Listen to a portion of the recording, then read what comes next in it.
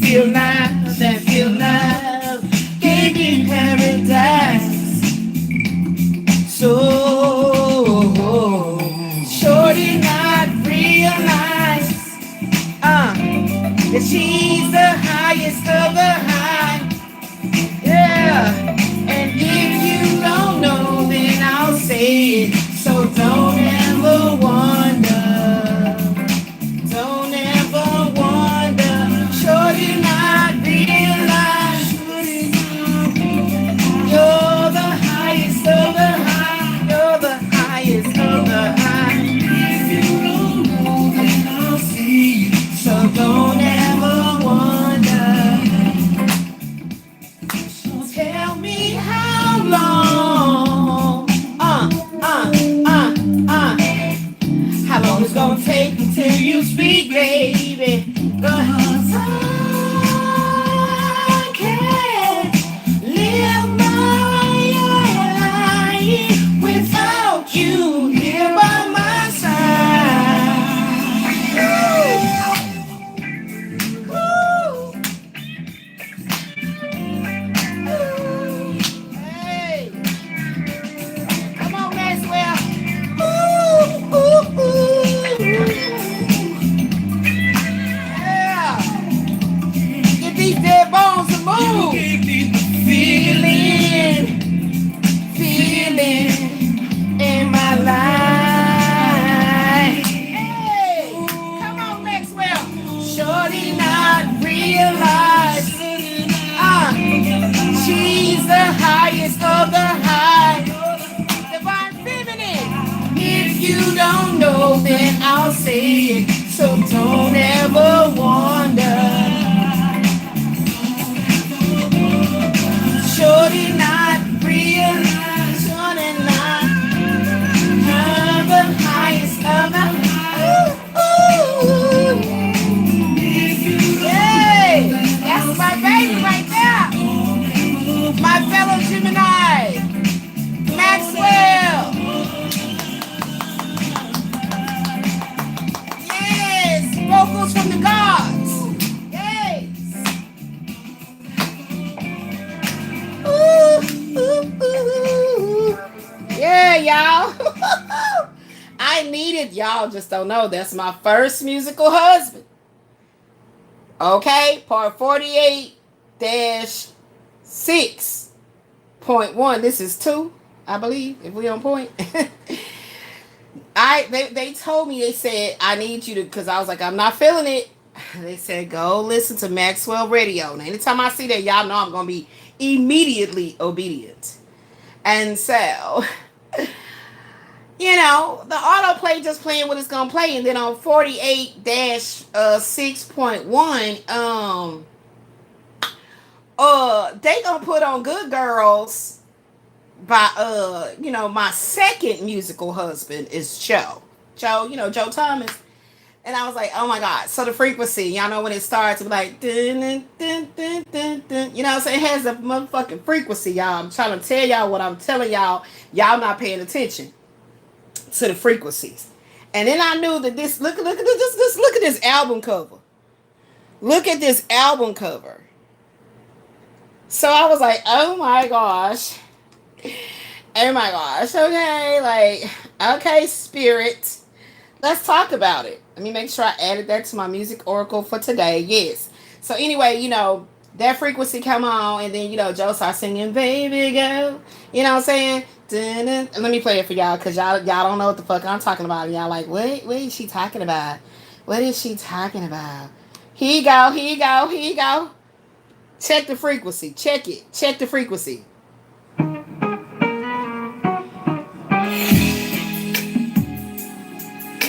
Baby girl, that's my shit. Baby girl. Alright. I got to find me a girl.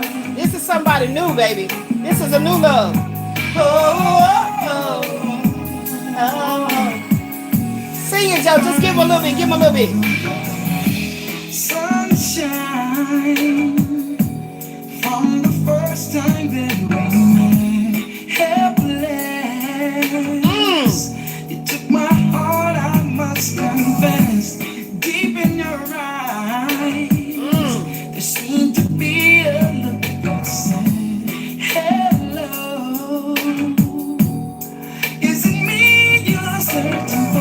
Like I said, I told y'all.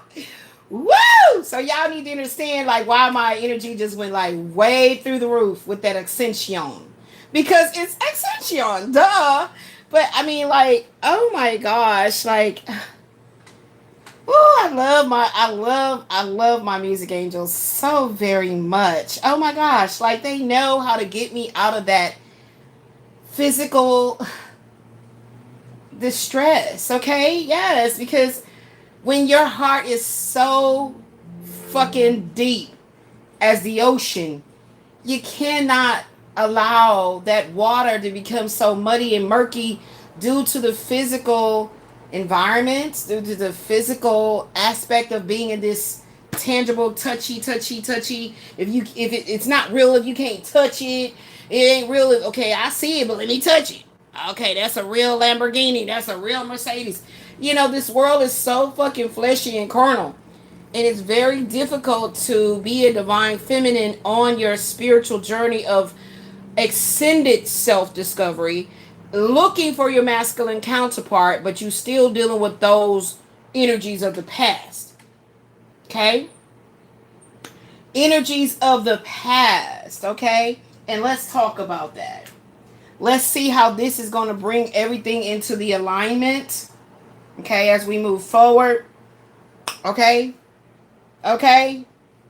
Because that energy that was on 48, what it was, points 48-6.1, it's not this energy in here, okay? That's what they told me as I was wrapping up dinner or whatever, lunch, dinner, okay? Let's see what's this one's talking about right here, okay? We're going to come back to 166, okay? 166, angel number 166. Okay, we're not done with that, guys. We're not done with that. So let's go into here.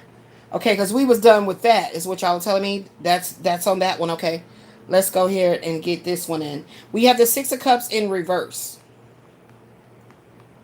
Because there's two men. There's a new love, one of a past life. It's like, oh my God, how do I articulate this? It's literally like the past life is being rectified in this life. So it's going to be very challenging to deal with this symbiotic love affair. Okay? This is a symbiotic relationship. All right? So Six of Cups in the reverse. We got the Emperor in flux here came in. The Emperor in horizontal. Okay. And then we got the Five of Wands. See, that's what had me so elated, guys. Because the Five of Wands showed up in a resolving the dispute. So the strength is no longer compromised with this Saturn in the Leo energy. The strength is no longer compromised. The throat chakra is no longer being blocked. He will speak again. I'm just telling you what they showing me. He will speak again. Okay? Yeah. Yeah, hold on. I'm going to show y'all where I heard it and I got extra happy. I'm gonna show y'all how long I got extra happy. Hold on. Okay, let me pull that up. Let that matriculate. Because Google be the internet. Matriculate. Okay, let me get my order in. Thank you. Got my order in. Let's go over here. Hold on, make sure. Oh, battery. Uh-oh, I'm tripping. Hold on. I had to change out the battery, but I never put the new one on there. I'm gonna show y'all where I heard it at. It was in this song with it was in the song with Maxwell. Hold on. I'm about to show y'all. Wait for it. My legs are hurting. Y'all, because I ate that metabolized my CBD. So now all my pain's gonna start coming back. All my legs is like lit again. All kind of nerve tinglings and all kind of crazy shit. Makes me feel very anxious. So you're gonna hear me talking like that.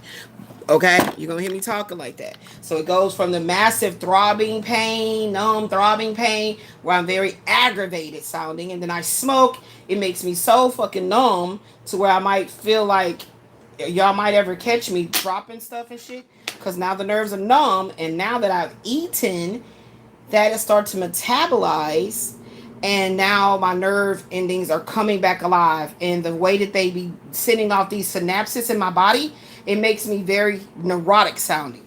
Okay, especially now that the music is off. Okay, so Maxwell's extension. So just let you guys know how I try to do my work through the disability. Okay, so boom, Maxwell, don't ever wonder. So he says it happened the moment when you were revealed, because you were a dream that you should not have been, a fantasy real. You gave me this beating, baby, this rhythm inside, but you made me feel good and feel nice and feel loved. You gave me paradise. Okay? So he says, so shouldn't I realize that you're the highest of the high? If you don't know, then I'll say it. So don't ever wonder. Okay? So this is a masculine. There's a man that can't speak his true feelings. He do not know how to communicate in the language of higher love. So this part is how I knew it was talking about a man, a counterpart. Out 606 right now, 606, angel number 606. Let me write that one down. They've been talking to me a lot through the numbers. 606. Where's my pen? Oh my God. All right, angel number 606.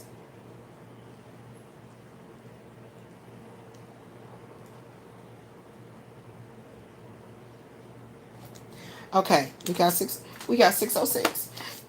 Excuse me. And this is the part where I knew. And I started singing. Then y'all, I try to get the live where you can catch it. I turn the live on where you can catch me live in the energy, okay? And that's on purpose. Okay, so it's the part where it says, you're the highest of the high. If you don't know, then I'm gonna say it. So you'll never have to wonder. Okay? So I love when it said this part right here. It's like my spirits leapt inside me, and and then I start singing. Is when he says, so tell me how long it's gonna take until you speak, baby. And he hit that fucking note. So, because I can't live my life without you here by my side. You see what I'm saying? You see what I'm saying? So somebody has had a hand. I feel like a spiritual chokehold. Yes. Ooh, child, they're spiritual. Ooh, now. Told y'all before, only the Most High can put that spiritual ultimatum on that ass, and followed by a spiritual chokehold. Okay, let me tell y'all about it. Hold on, where's my pens and stuff? Okay, spiritual chokehold. Somebody been under a spiritual chokehold. Woo. We're gonna expound upon that. A spiritual chokehold, baby. You don't play around. Okay? You don't play around. You see who's on you. Do you see who's under the spiritual chokehold? Yeah. How long it's gonna take till you speak, baby? Yeah. You understand? Like, divine feminines, my heart goes out to all you ladies that had to do that spiritual cleansing in the way that you've had to do it. Okay? Because it's customized for each one of us on an individual soul compass level. Okay? And I get it, babies. That's why I did this. That's why I put this footprint right here for y'all. We already pulled it up. We ordered it already, right? Didn't we? Okay, so now y'all see the part right there. How long it's gonna take until you speak, baby. And then the next part, because I can't live my life without you. Without you here by my side. You understand what I'm saying? Y'all gotta understand it, baby. Y'all gotta understand it, baby. When I tell you the reason why that stronghold of we gonna own every fucking thing y'all do, we copyrighting, baby. We copyright. You got to understand what that is. One thing it is, I'ma always let y'all know the power. Let me tell you, the Most High. And I'm gonna tell y'all again, every time I say the Most High, I'm talking about the highest emotion you can feel is love. Now, your homework tonight would be to take the letters of love, LOVE, and I want you to go ahead and create an acronym. So this is something you will think very thoroughly about. You need to have a contemplative connection with the God in you, the goddess in you, because there's the two of them. There's the sun god, there's the moon god. You understand? There's the yin, there's the yang. That is you. And I want you to come up with the letter L's word, O, V, and E. Okay? So for now on, when you say God is love, now you'll have a more profound connection with the God that you seek outside of you, and you'll realize that it's coming from within. Okay? There you go. There you go. Okay? Every now and then I focus and throw y'all some jewels out there, okay? So anywho, here we go right here. Where did we write it up? Where is it at? Where is it at? Hold on, Sway. Is it where? Because you know what? I'll be typing it in so I can... Here you go. Okay, so we got the Six of Cups in the reverse, and the Emperor in the horizontal, and the Five of Wands in the reverse. This layout brings a lot of dynamic, slightly chaos. I told y'all about the chaos. This layout brings a lot of dynamic, slightly chaotic energy. The main theme here is breaking away from the past. And then dealing with the lack of structure and navigating external conflicts.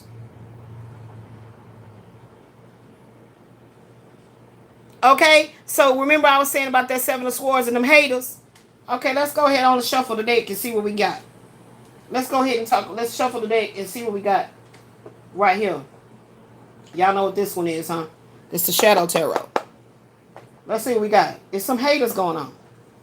It's some haters. It's like, I mean, come on now. And let me tell you what I can't stand is a coward. Is a coward. Because they don't want you to see what their left hand is doing. They always want you to look at them on the up and up. So they show you their right hand. You know what I'm saying? Kevin said it in Dangerous. They hiding bricks. They throwing bricks and hiding their hand. So it's talking about, you know, a lack of structure. Okay? And that's why I saw that Saturn in the Pisces. I'm sorry, the Saturn in the Leo. Right there. Okay? So that's why the strength has been compromised. I'm telling you. And we you know what I'm talking about? The six, the Saturn. Okay? The divine feminine. We got 645 here. No, 945. 945? Or you telling me 645? Which one? So that mirroring thing is going on again. 945. Being able to see things both ways and all angles. Well, I can see things in all angles, but they want me to see it in the light, in the dark, in the good and the evil, like that for this person though, not myself, but for this person. So we got a 945 and then we got a 546 is what they're showing me. The numbers are changing around in the front of me. Okay, let's do it. Okay. We had 606, 945, 546. I mean, the nerve endings are they really coming back alive. I mean, my right hip, child, woo, is going through it. Okay, so let's see. Ooh. Wow. What am I distancing myself from mentally? Okay, we got that one came out. Another six here. So we got the 6 of Cups in the reverse, and we got the 6 of Swords in the upright. And we got this, anything else here with the 6? No, we got everything here. Okay? Don't forget that we're still talking about this crossroads. 6 of Cups. Oh, my goodness. What past comfort am I returning to? All right. Okay. And I'm going to holler if the Six of Pentacles come out. Because that's what I just saw in my mind's eye. A lot of times I don't tell y'all what I see in my mind's eye. Strength. Told you. You just heard me say it. But I saw a Six of Pentacles in my mind's eye. And well, let's go ahead and get a fourth.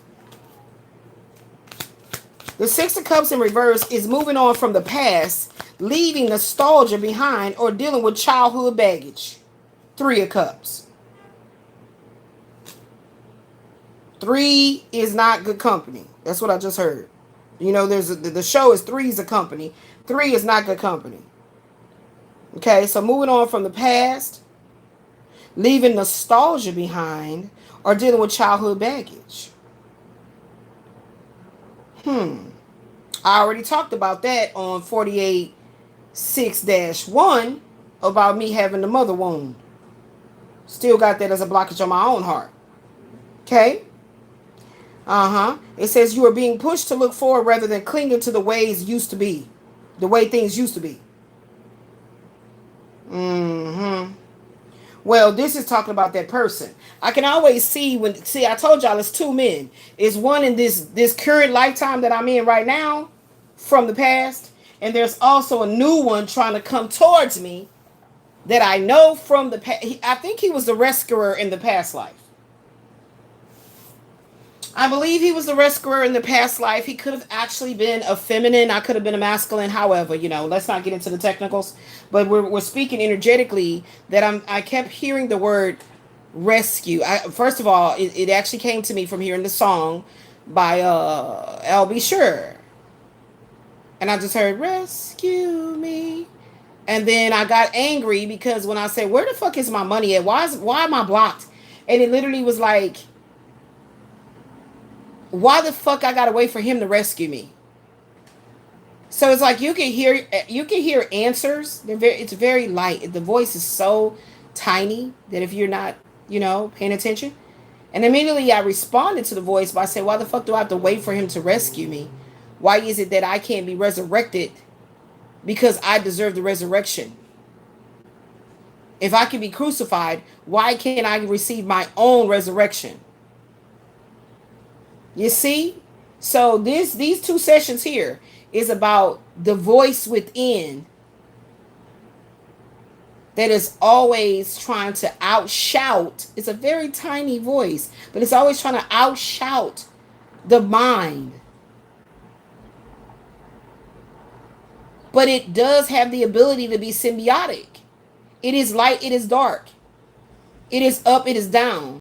Both. Neither one is to be looked at as right or wrong. That's where we fail to rise as soon as we can, before it's too late, before we're too old, before we got the health problems, before we lost the true love of our life. All that shit because of pride. You see it here? Leo, the lion, that's the pride.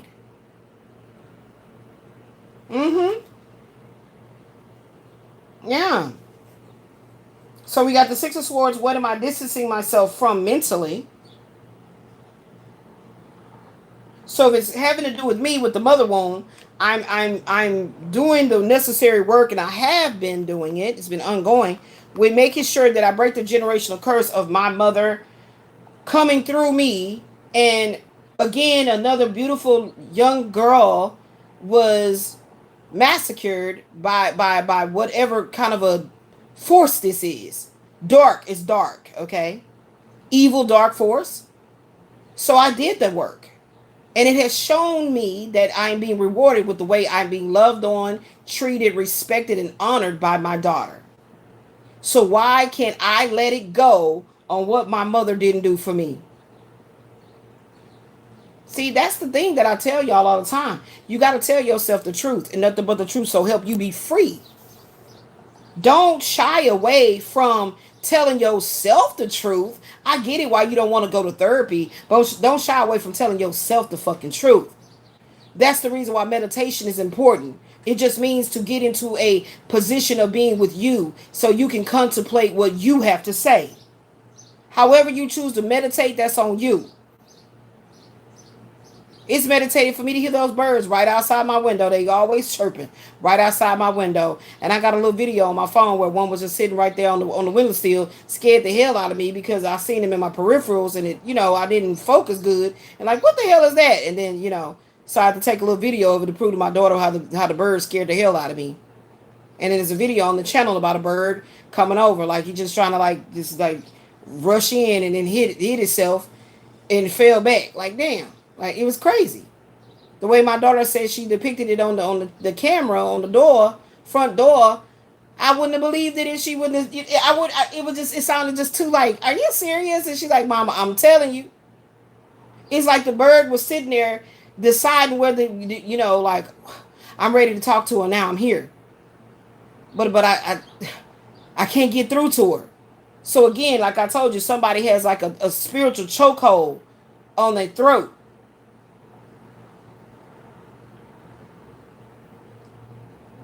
How does belonging shape what I feel? So a sense of camaraderie, a sense of support, a sense of true honor. Because honestly, the way my goddess should work is it wants a true honor and love.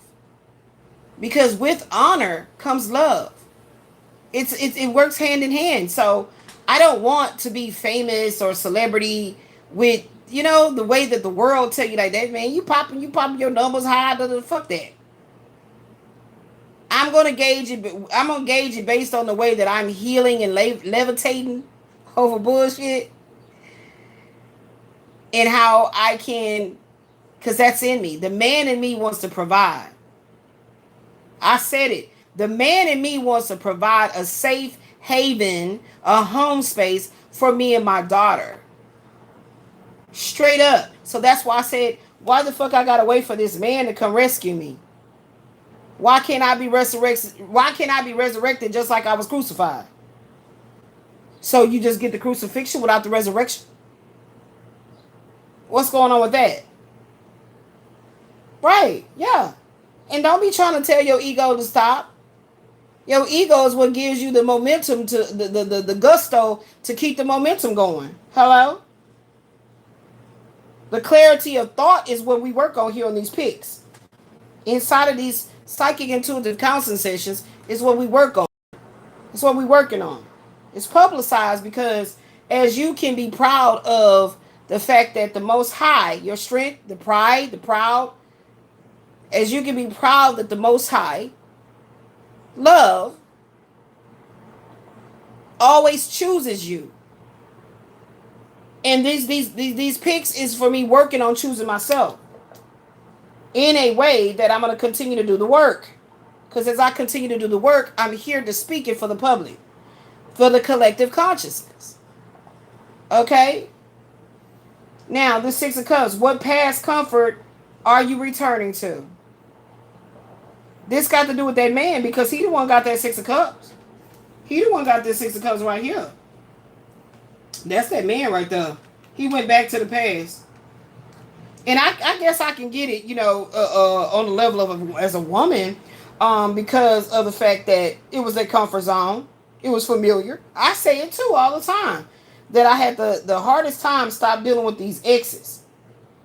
Because of the familiarity of that particular man's inconsistencies, imperfections, and whatnot. That I know how his bullshit gonna look like. I know what it's gonna smell like. You know what I'm saying? He was eating, every time he eat that, this shit smell like that. Okay. So I got a candle or incense for that. Oh, what he ate? He ate beans all down. Okay, let me pop the window open. I got an incense for that. So you was familiar with that man's shit. Well, how about ever to think of a thought of a masculine that he shits, right? He's human. He defecates. But at the same time, he doesn't want you to smell his shit. Ooh, now that's powerful. So that's why we do these psychic intuitive counseling sessions, so we can see where our mind is at any given moment. It ain't for the public to send you balloons and all this shit like that there. It's for you to celebrate Three of Cups. How the what? The mother, the father, the son the child connects. The Trinity. The mother, father, child. Okay? Why? I mean, what was the prayer? I don't even remember it. That's crazy balls. Because I knew something didn't seem right. Why is the mother always denounced in the spiritual Bible stuff that these black ass preachers be talking about? I don't ever hear you speak on the mother, the feminine. Why is it always masculine this and masculine that and masculine this and masculine that? What the fuck? Something is not right because I go home to my mama, who also wears the pants because there's no masculine standing up and playing his role. Why y'all keep on denouncing the feminine?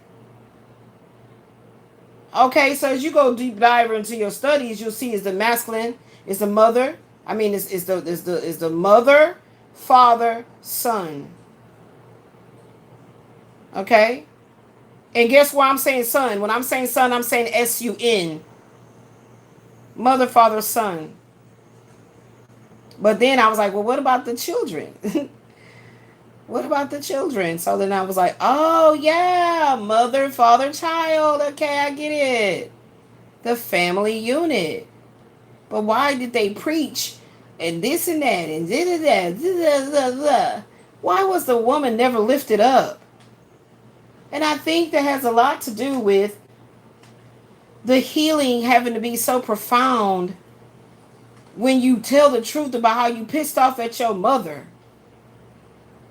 And then the compassion just floods in, and then you realize that she is just as human as you are. But then your anger comes from, why couldn't you have made it right when your mama was in the flesh here? So that's why you do the work now. You see what I'm saying? That's why you do the work now with your daughter. You tell her stuff that she might not want to hear. That might have shocked her to a whole nother dimension and brought her back. And then if y'all got to discuss it again, you tell it to in a different fashion. And then there's another time, and then you see her in all, you let her see you in all your weaknesses. All your weaknesses, that you are the one that is looking at it as a weakness. And let your child, let the holiest of holies of the matriarch stand up in her and mother you back. Yes, it's powerful. That's why I don't play about the relationship and the connection between the mother and the daughter. You understand? It is so easy for a mother to coddle her son and pull him to her bosom and pull him to her bosom and make him feel safe and make him know that he's a beautiful man and all of that. That is, to me, I feel like from what I've seen in families, that is the easiest thing for a mother to do. But when it comes to her loving her daughter, it's something so broken in her that she cannot say a kind word to her daughter. She cannot lift her daughter up. So it made perfect sense to me why I kept attracting men that have a disconnection with their mother for whatever fucking reason. And I needed to realize that I kept attracting that because I had to face, it says right here, what did it say? What past comfort? No. Yeah, here you go. What am I distancing myself from mentally? The thought of how loving and nurturing I can be, and I didn't get it.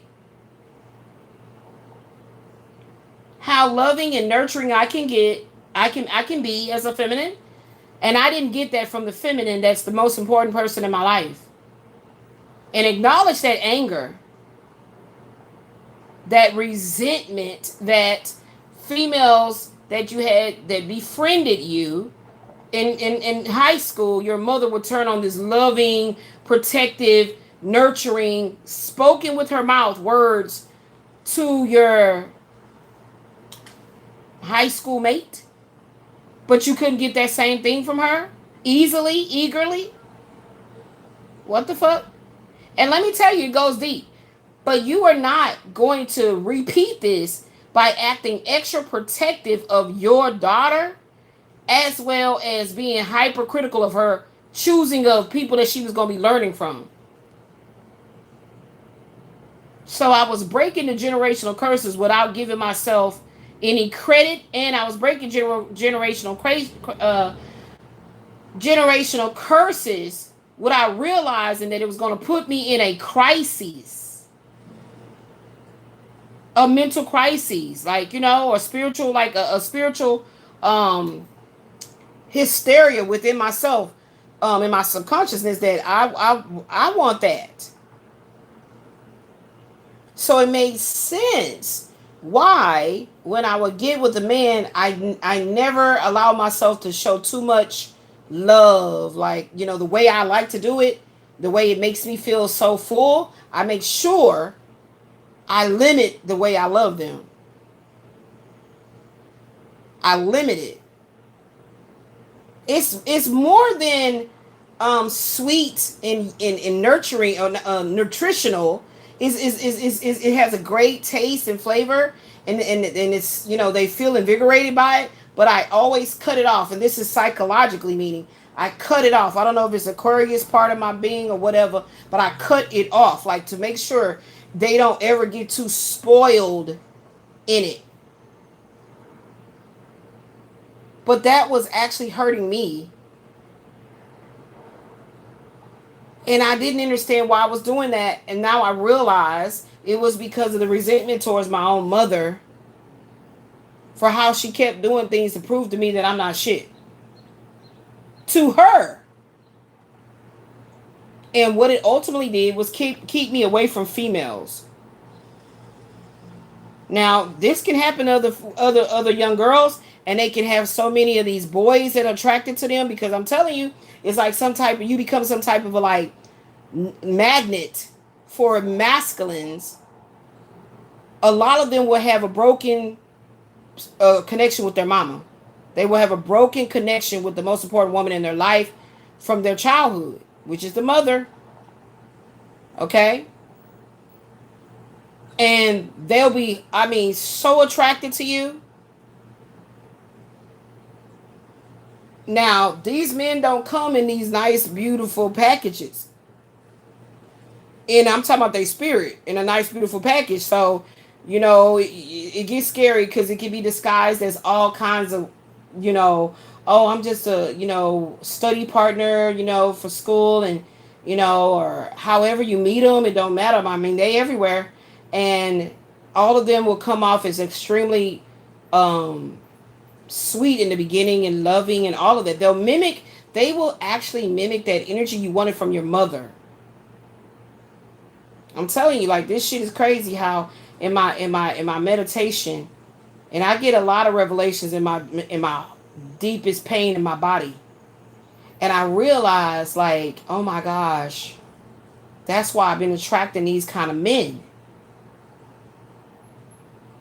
I have not attracted not one man that had a very good, loving, wholesome, balanced relationship with his mother. Not one man. And I'm like, damn. But it would make me be more of what their mother never was. And then I get resentful, because I'm like, fuck that. Hell no, I got to keep something for me. Nope, because I didn't get it at all. So I got to keep some shit for me. And then I don't know what happens. I'm really trying to deeply, like, meditate on this to see what happens when something in them changes to where I don't want to be with them anymore. But for some reason, I still be in the motions, going through the motions with the man. It's a vicious cycle. And it's like, I would be like, oh, I know exactly. No. I'm trying to figure it out of, like, what happens. That's when I cut off sex. It's something that they do or something that triggers me, and I will cut off the sex. That's the part where I'm at right now, right this. That's why they told me, scrap whatever you was trying to keep forward on from 6.1. Hey, you got time, baby. You know what I'm saying? Your healing ain't no limit on it. Ain't no limit on it. So don't even start watching on clocks or nothing like that, or trying to keep up step by step, because sometimes you're going to trip, you're going to fall. You might even break a goddamn leg. So now you laid up and trying to, get your leg to heal, and you got to go through third. You know what I'm talking about? You know what we're saying? So I'm trying to see what be happening, because I can see some things straight up that comes up in my mind's eye. that immediately made me have a reaction of like shut down, right? Shut it down, quick, quick, quick, hurry up. Is when they start talking about a woman. Okay, here it is. Let me clear this up. When they start talking about a woman, and they start talking about the woman in a way of like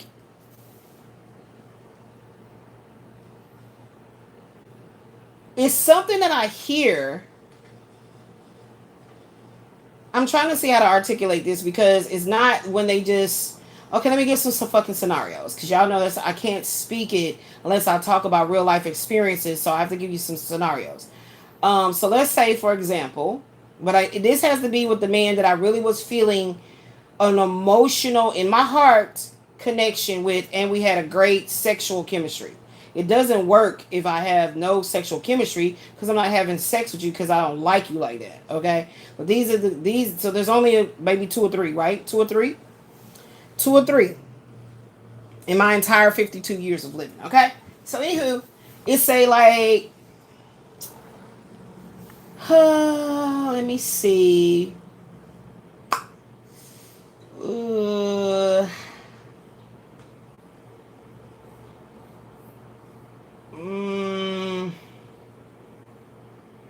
And I'm being very succinct about this, okay?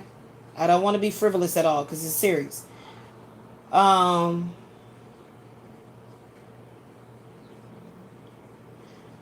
Okay, go back to the question. What am I distancing myself from mentally?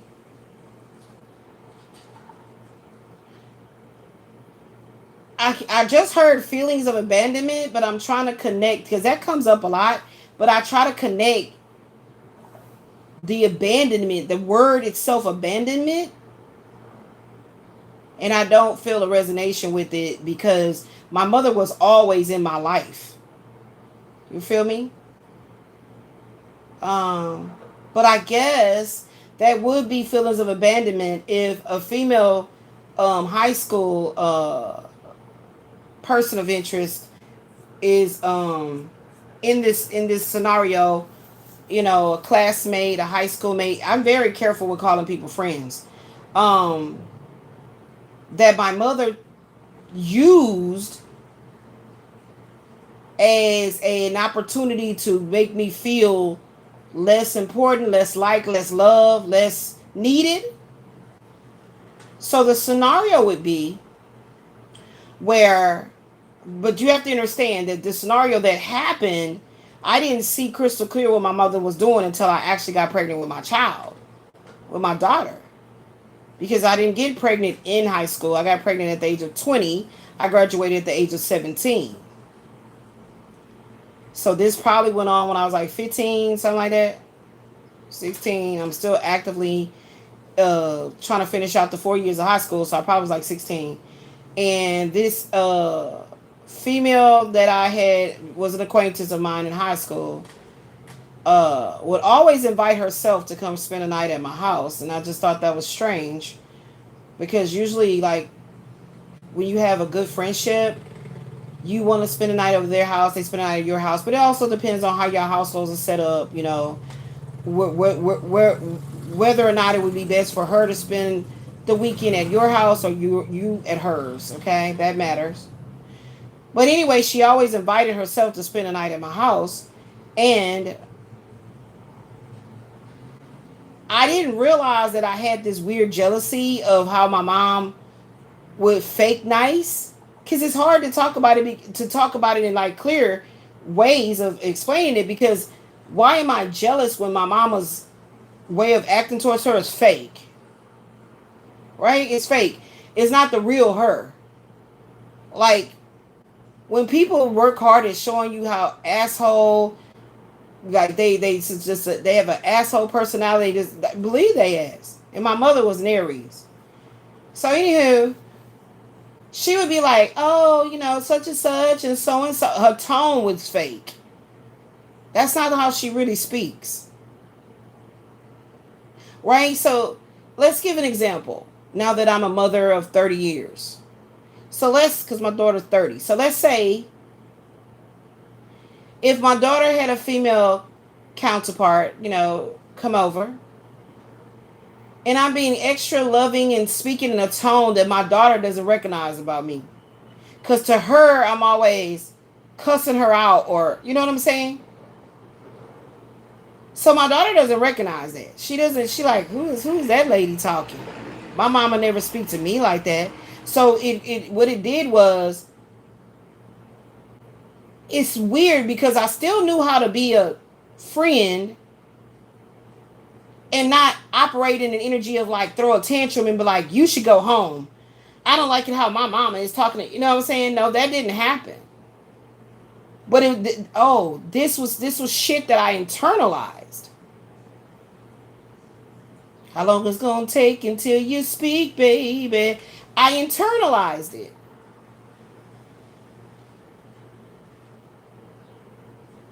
So, cause I can't live my life without you right by my side. Exactly. So I remember when she was spending the night at my house, I would be very, very like withdrawn and not talking to her.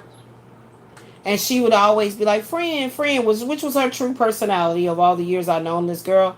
That was her true personality, very lighthearted and, happy go lucky and friend, what we doing today and all this type of stuff. And I would just be real drab and real. And I'm saying she invited herself to my house to spend a night by saying like she wasn't paying attention to my emotional despondency that said I just want to be to myself.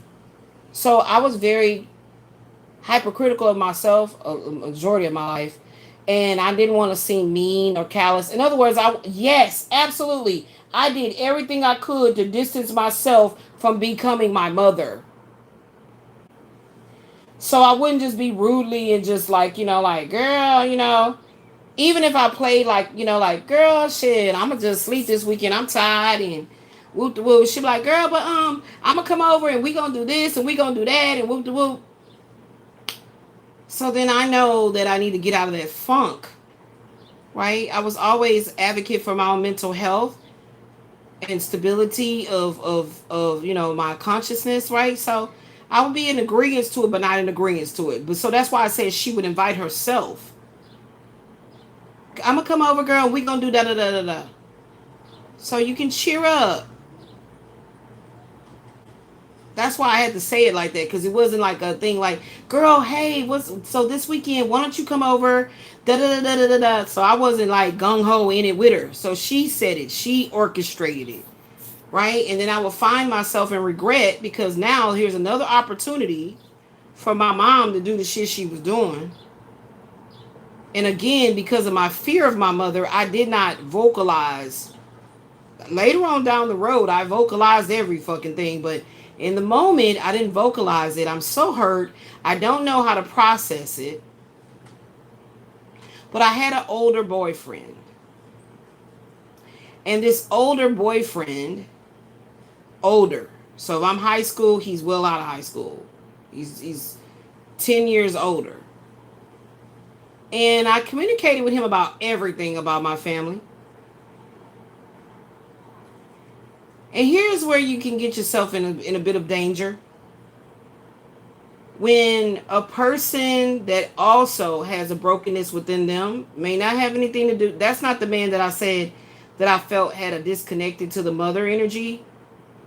He could have, but I'm not going to deeply psychoanalyze that. But I'm going to say based on the standpoint of how I met him and how close knitted his immediate family was, I'm not going to go into that. I'm going to say that his mother was very hands-on, very want to be coddling to him, even as a grown man.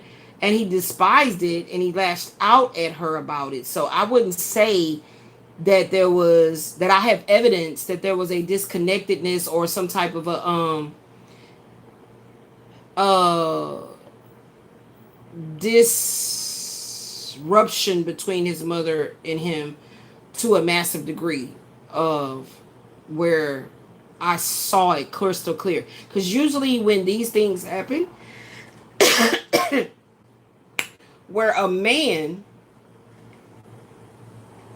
preys upon you because he sees the brokenness between the mother and you energy, The man will approach it differently by telling you what they see your mother treating you like, and stroking your ego, boosting you up with words, and it could be whatever deeds, gifts, services, whatever, all as a lure to get you to trust him. So therefore, when he starts turning on all the antics towards you, you would feel more wanting to stay with him because it's better than what your mother treated you like. Which, honestly speaking, this is exactly what the fuck happened.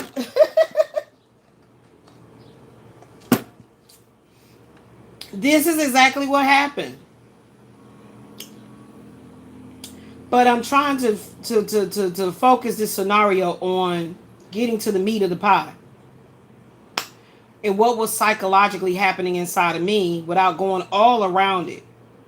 We're talking about him, and them. So, or him, her, and them. So,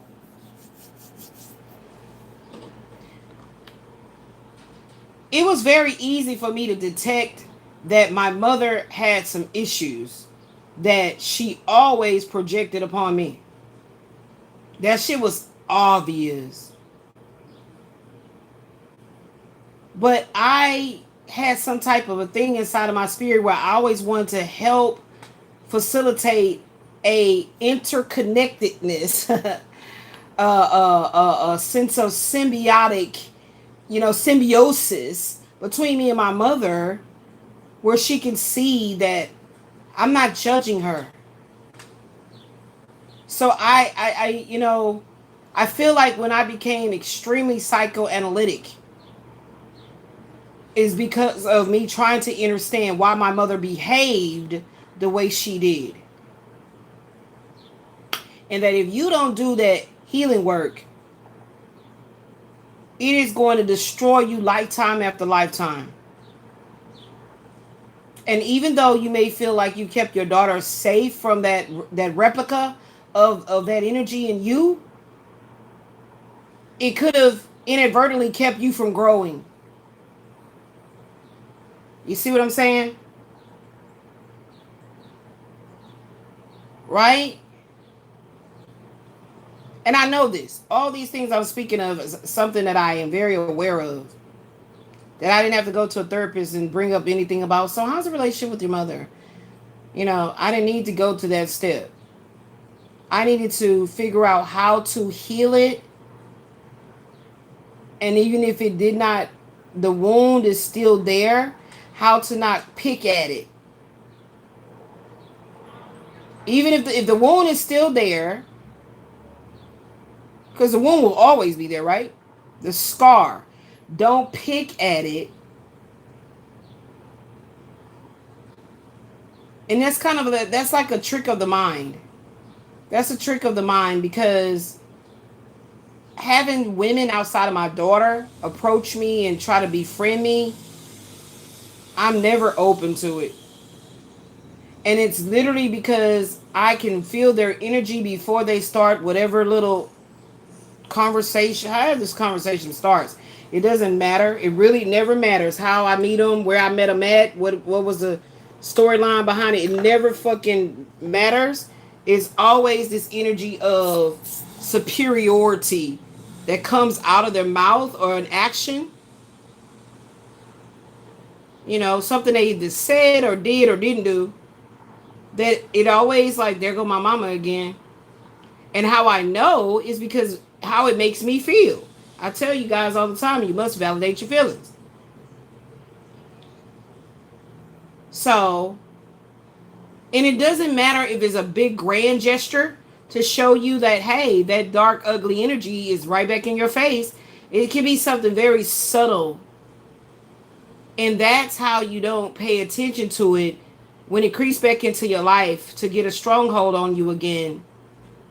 But then it changed its shape by actually jumping out of women, because it's seen that it was not going to work. Like, okay, let me give an example. So let's say I met somebody at what kind of environment? because I don't want to speak on anything superficial or like, just surface shit. Um, let's say, oh, this is a perfect one. So when me and my daughter was living at the Star Hope homeless shelter back in 2004, I met this chick named Paula. And after I assisted her with paperwork to get into this housing program that they were doing to pay for a family's rent for a certain amount of time, and then whatever they kept of their own income, they would match it. Okay, so let's say the rent would be, they would actually find you housing. I don't know, now that I see my all my sensors are on and working overtime, I didn't know why somebody would just want to do this other than just good heart, just good charity and heart and helping people get on their feet. So I still believe in that. I still know that exists in this world. But now that I see all the other sinister shit they be doing, so I felt like now I feel like I was protected that I didn't get the program. Anywho, I learned about this program through a girl I had befriended that lived at the shelter as well. But they had a side that was for single women that don't have children, and then they had the other side for women and family. So one side mostly had like women with their children, and then there was a couple there that was actually husband and wife that had a whole bunch of damn kids, and she was always getting pregnant in a situation. And then there was a guy who came from, I think, Memphis or something. His name was Robert, that bastard. And he moved out here to Texas and got into the shelter based on him having a son. So they didn't segregate it to where it was strictly feminines only. But it had a man over there on the family side with a son. Anyway, who am I talking about? Which female was this? Oh, Paula. So the young lady knew me, and she gave it to me because she said it's for like families. So I eagerly, as I do, the big heart I have, I was like, oh, I'm going to share this with the people that I feel that this could best benefit. So this chick named Paula, who lived on my same side, the family side, right? It's a big shelter that was over there for 6801 Ardmore. I think they've torn it down since then. For a while now. And I told her about it, and I said, well, they want you to write an essay why you feel like you and your family would be, would really benefit from the service. So I said, I already wrote mine. And, I'm me and Tara going to go up there and go take our stuff. And she was like, oh, okay, well, I ain't going to be able to go till such and such time, and whoop-de-wop, this and that and other. So I said, okay. So I even assisted her by riding down there with her on the bus, how to get there. I had a female that had a car that I had befriended, and that we befriended each other. And so when I used the word befriended, I really felt like we had a connection. When I say the word befriended, and so she had a car, so I turned her on to it as well, because me and her are the only women on their side that had, and that Robert dude that only had one child. Okay, one child. So, of course, I turned her on to it myself, and then I told Paula, who I think at the time had only like 2 of her children living at the shelter with her, and 2 others that were not at the shelter. Anywho, so Paula wanted me to help her write her essay. So, as I was telling Tara about it, and I was like, well, yeah, I'm going to tell Paula about it too. I'm going to be riding down there on the bus with Paula to go there and stuff. And she's like, well, why you going turn your stuff in before me? I want to go all together because I might miss out, right? I said, well, shit, let's just go on and go. So I think that me and Tara went first and gave her, did our little interviews and everything, turned in our essay, the paperwork, whatever. And then after that, I helped Paula by riding with her to the bus. I mean, on the bus there, because I had already did my stuff. And she asked me to help her write her essay. Here's the point. So I do so, and I said, well, what do you want to say? Like, what do you need help with? She's like, I don't know how to put it, like, So I helped her, like, to come up with, like, how she foresees her children blossoming from, after leaving this shelter. Like, think in terms of all you can see yourself feeling free to do now that you're out of the energy of the shelter. I said, because you're in the hope, the new hope program, and therefore you under a different regimen than me and my daughter is. So you can speak from the standpoint of what all you have went through and built up to this point to be a better mother, role model in the home with your daughter and your three sons and all of that. And she was like, "Oh, Elizabeth, thank you." I think they call me Liz. Liz, thank you so much. Like, you gave me something to think about. I'm gonna go. I said, so just jot down your thoughts and everything, and then like that'll be your rough draft, and then we'll see how to put it in words and put it in the form of a couple of paragraphs. She was like, "Okay, girl. Okay, okay, I got you." So she did it, and I said, "Girl, that's good. You did good. Girl, why you acting like?" I say, well, my daughter's a youngster at this time, but later in life, my daughter was the one who helped me write my essays in college. So I never liked writing, but I never felt like I never felt like I didn't know how to articulate words. It's just that I don't like to write. At the time, I was just lazy. I don't like writing essays and reports and shit. So, but I always have the words. And so what she gave me, I put it in a essay. Like I put all the, plugged in all the other stuff and made it flow and then let her read it. She liked it. So I told her to go ahead and make it, rewrite it over, because I think they wanted handwritten. Or if they said you could type it. I don't remember. But they were being pretty particular about how they wanted this essay to be the key ingredient on how they were going to choose families to help. And so, what had happened was she was chosen and me and Tara was not. And Tara was very upset about it. Tara has like several certificates behind her belt that would have been conducive for her to immediately get work, but she came to the shelter with a job, but because of the program, you can't have a job because you got to go through a series of like personal development and all these different things that they have as a curriculum to reach these certain milestones. And then when you get to the certain milestone in personal development and you pass that, then you can start looking for work and go to work. But she came to the shelter with a job. I didn't understand it because I felt like when she explained to me she had a relative that she could live with while she have a job and then get a place, and she didn't want to go that route for whatever reason. And I was like, what? Ain't no way I'm going to just let my job go. That's not, and like I said, me and her used to kick it, and she took me over there to the job place, and she's like, I got to go get my check. And I was like, okay. And I'm like, wow, this is nice. You know what I'm saying? And so I'm sitting there in the car thinking in terms of like having a job and being, I was just always fantasizing on stability. So I was like, but I didn't judge her because I already knew I'm already there, living there, doing the program. And she's new there, and I'm telling her about the ropes and how they do shit. So that's how me and Tara befriended each other. She happened to come to the shelter already having a vehicle and things like that. Cool. But, okay. I mean, I wouldn't have lived with my relative. Okay? And kept my job and stack my paper and do what I need to do. Get a 1-bedroom for me and my one daughter. Because I told her that's what I'm about to do. These rents on these raggedy ass apartments is too fucking high. And I'm going to just have it just be a little 1-bedroom and make it work. Who am I trying to impress? Okay? In here. And this is all 2004, y'all. Wait a minute. 2004. 2008. Why the fuck did I say 4? 2008 this is going on in my life. Anywho, so Paula is the one chosen. So I told Tara, I said, I think it was because she has multiple children. So maybe through the government, they're going to be able to get more of a stipend or whatever it is they're going to receive to assist her because she has more of a bigger family.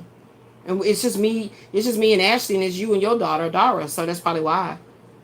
So I really was not thinking deep on it at all. I wasn't, feeling so crushed to where I was like, because I was making plans, the whole time. Once I worked their program, I was saving up money. So whatever, being in the Star Hope Transitional Living Center, TLC, you don't just go there and they give you handouts. No. However you make money, and because I was doing home health for my mother, I'm getting paid, and I go there and I look after my mother on the weekends. So I was working in that light, but I couldn't do it until I finished that damn personal development program. So every check I got, they took a certain portion of it and they supposed to save it for you. Now this is what the fuck I didn't agree with. I didn't agree with this shit. They supposed to save it for you. So when I tell y'all about the government or anything that has to do with a governmental entity has always been stealing from me, I had to chin check that D lady. They call her Miss D. I don't know what the D stand for, but bitch was dumb to think that she could be taking monies from my half of my earnings and then be trying to pocket it over here in a little petty cash. Bitch, never. Because I came in with receipts on top of receipts on top of receipts. So when I started noticing that she telling me what my balance is moving forward, kept being lower than what the fuck it should be. And we had to have a whole sit down session about it. The good thing about the Star Hope Transitional Living Center is that you had a caseworker. So my caseworker's name was Lisa Johnson, and we hit it off right away. So this is also to detail how the Most High was always putting people in my path that were women for me to trust. So let me just throw that detail in there, that highlight. But me and Miss Johnson, she loved how I kept all my books together, how I'm super organized. So she was like, "Oh my God, okay, Miss Fontenelle, so you got all your stuff together. Okay, I see. Anything you want from me, anything you need." So I started telling her, I said, "Miss Johnson, there's something ain't right about my books, like about Miss D's books and my records. Something is not right. For my tallying up, it should have this amount of money that's in my, let's just call it the Star Hope savings, right? So what'll happen is when it's time for you to move out, you take all that money with you. And they supposed to have all these programs, non-profits and stuff like that they help you get furniture, all kind of shit, man. All kind of shit. But every time I turned around, I'm helping other people, and somebody within the program of Star Hope, the staff, is trying to stab me in the back. Oh yeah, baby, it's an energy I be talking about. And so with that being said, Paula did receive it. Now again, what's the premise? What are we talking about? How the broken relationship between me and my mother kept me from trusting females. So to this day, I still am always saying that's why I don't fuck with bitches. I say that shit to this day. So with that being said, I went on ahead and did what I did for her, help her get over there to make sure she turned it in. I did all that. Cool, because I didn't have to go with her. I already went with Tara, as I explained. Anyway, Tara real salty about it, so we talking about it. And then I'm starting to look at her sideways because I'm like, wait a minute, you said that your family member, which I met, because it was like Memorial Day, and she was like, well, girl, what you getting into? I said, well, shit, probably nothing. Probably just gonna chill. I don't know. Well, shit, my sister cooking and everything. You want to go with it? You wanna join? I was like, well, girl, I don't want to. That's your family. No, girl, for real, she ain't gonna mind. So the fact that she said the sister ain't gonna mind, I'm like, well, okay. So then once we get there, the sister lives in a house and whatnot. We get to have our, Memorial Day dinner. It was pretty good. Everything's nice. The house looks nice. Everything. The feeling of the energy of the home is nice. And the woman in it. So I'm asking Tara, like, oh, okay, girl, I can't wait for that to be me, child, for me to have my home and just relaxing. And you know what I'm talking about? She's like, girl, yeah, that's the sister that I'm telling you about when I told you I have a relative I can go live with. So I was like, what? I said, oh, she got a husband and kids. I'm like, no, that's her 3-bedroom house. She stayed there by herself.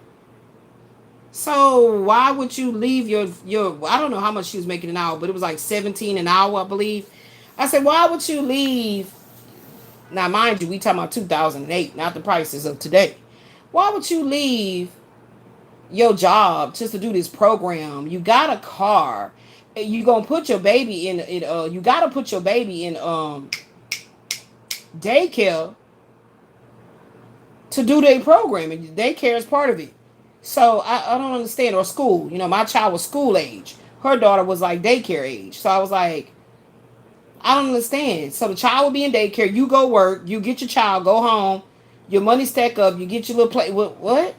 So I just said, Liz, anyway, that ain't your business. You know what I'm saying? That didn't make no sense to me.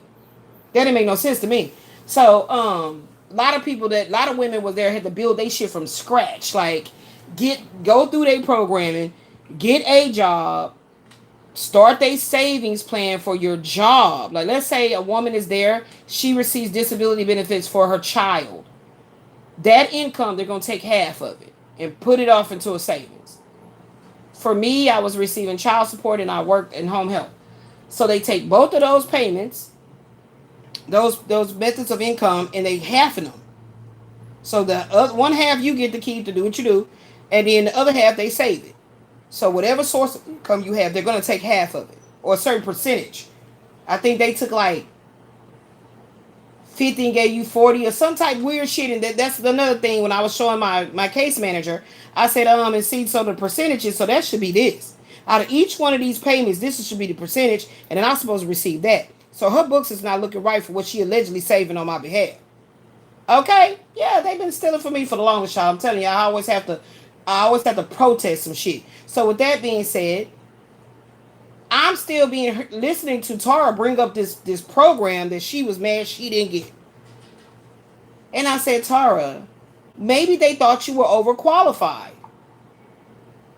She was like, what? I said, if you said, because they give you a questionnaire to answer to, like, did you finish high school? How much college? Like, they ask you, you got a whole questionnaire, and they wanted an essay or an application, whatever, then an essay. Maybe, you were overqualified. Now, I don't know what she put on her essay and her paperwork. I'm just guessing.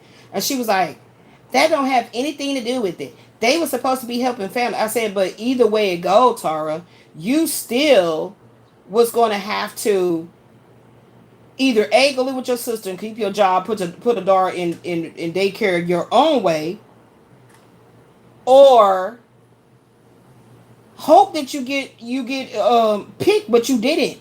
I said, why is it that you got way more credentials and everything like that, and you whining about this? Because I'm telling you, after a certain amount of time of hearing people keep on talking about the same shit, and they not taking into accountability how they're playing a part in their own demise by making certain choices, that is saying, no, that's going to be too hard because my sister's going to be on my ass about different stuff. And she doesn't really get deep into it, but she was kind of saying that her and her sister can have a tendency to buck heads because she feels like she should raise her daughter a certain way. And it was a whole bunch of shit. So I was like, girl, I don't want to talk about this no more. The people chose Paula.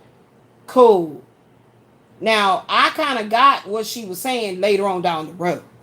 Okay, this is later on down the road after I moved out the shelter and Paula did go through the program and they got her a 3-bedroom house. And I moved into a little roach infested ass apartment in Diamond Ridge, but did what I had to do, get some comebacks, some raid, do what I got to do.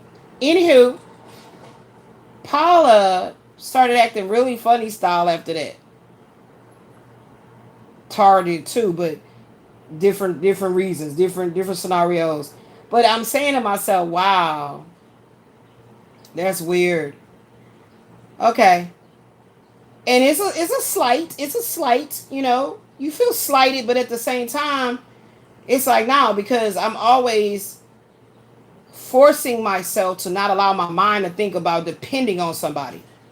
Or that's my friend. So I don't use the word friend. So with that being said, all I know is that it really grew. My mother is alive at this point, y'all. So keep that shit in mind. My mother is alive, okay? That made me be that much more closer to my daughter, because Paula's daughter was befriending my daughter, and she actually spent the night at our little roachy apartment with my daughter for about like a week of the summer. And that's another reason why I was saying, like, Paula started acting very different, very strange, and I was like, I gotta cut ties. And so what I'm saying is that the brokenness of relationship with my mother always let me see how these same energies, and the energy was always, I'm gonna take from you. But when you need me, you don't come to me unless you absolutely need me. I'm gonna find reasons to disown you, disconnect from you. I'm too busy, I didn't take your call type shit. Okay. You know what I'm saying? So you have to understand, my mother's still alive at this time. She's very sickly, but she's still alive. And this happens with this whole Paula chick and the whole nine. And then the Tara girl got mad. Like, these are grown ass women. These are not no little teeny bopper chicks. Like, that shit blew my mind because I'm like, what the fuck do I always have to be the only mature person in the scenario? So that always made me be to myself. That's how the lone wolf thing became me, because my mother's still alive, so I'm still feeling an obligation to go over there and take care of her, make sure she's good, make sure she get what she need. Just depleting any kind of a love for self and self care. And but I feel like I'm strong. My body's strong. I'm not sick. I can get up. I can do. That's me. So it's just because my Leo is in Mars. My Leo is in Mars. Okay, so that's the lion. That's the lion right here. The strength. The lion. So I was like, I'm not about to deal with this shit. With these females outside of my mother. I have to have her in my life. How long it's gonna speak until how's it gonna be till you speak, baby? Because I can't live my life without you by my side, right? So I had to deal with my mother, but I don't have to deal with you or you. So therefore, I got to that point where it was very easily and quick for me to cut people off. Women, females, off, cut off. And when I cut off, I cut off. Like, I don't go back and be, or however, these retrogrades and weird shit where energies just like slide back around your way. And hey, girl, like, I don't do all that. Because I made a decision. 7-11 on the clock. I made a decision. I have to deal with men because I want to deal with men. I'm not a gay woman, so I have to deal with men. So if I have to deal with the distorted shit that they be having in their femininity and they feelings all over the place and they can't share emotions and all that, I got to choose. So I'd rather deal with that than to deal with women. So I didn't feel like I had a choice. You know what I'm saying? I didn't get another opportunity to make the choice to say, oh, I want a female friend, I want a bestie. Like, I really don't. I have no arousal about that. Y'all know I tell y'all that that's how I gauge what is good for me, what is wholesome for me, if it makes me feel arousal. Like, I feel alive. And if it doesn't do that, it's not worth my energy to attempt to keep things cool with us, and I don't give a fuck. So the other side of me is a strong, dark, is an abyss of darkness. In that darkness, why are you giving a fuck? There's no need for the emotion of caring. There's no need for the emotion of caring. So that was a learned behavior from the mother disconnect. And it was a defense mechanism. It was a protectiveness. It was a way for me to provide for myself in such a way that whatever I lack, then I didn't need it. You see what I'm saying? So, yeah, it was meant for me to just talk about that, because it's like, I hope this scenario fit the purpose of enlightening on how you do for someone and they really just don't give a fuck. You learn to adopt that type of energy for yourself. You learn how to use that same lesson to help you not be so open for a person to take all your shit. Take all your good shit. You left the lock. You had the padlock on there. You got the lock on there, but it ain't locked. So there's like, oh shit, it's unlocked. Steal everything in your storehouse. So you have nothing for yourself. Doesn't mean that you don't share. It doesn't mean that you don't care. It just means that you have to have these boundaries. Sounds very crucial and critical to folks who wants to use you. That lesson had to be learned through what I went through with my own mother. But I wanted to heal that shit before she physically died.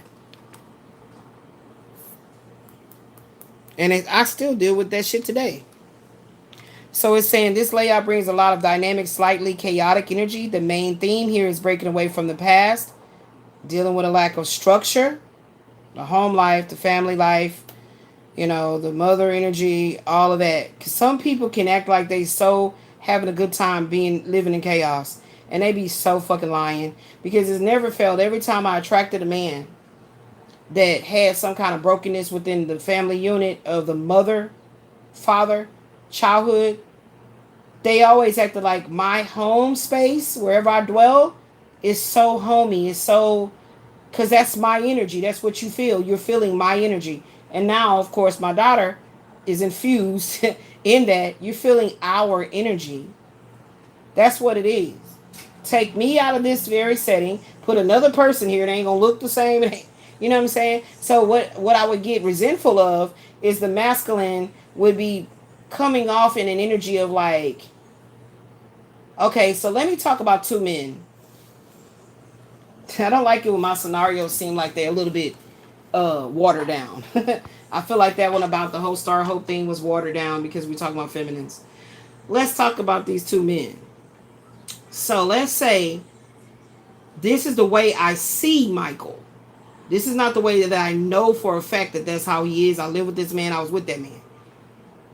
I feel like if I'm living in a certain setting, wherever it is, house, apartment, condo, townhouse, whatever, and this man can sense opulence. Okay, he senses opulence. Again, this is his sensing that I'm describing. He senses opulence because aesthetically he's pleased with what he sees because he feels like money bought that.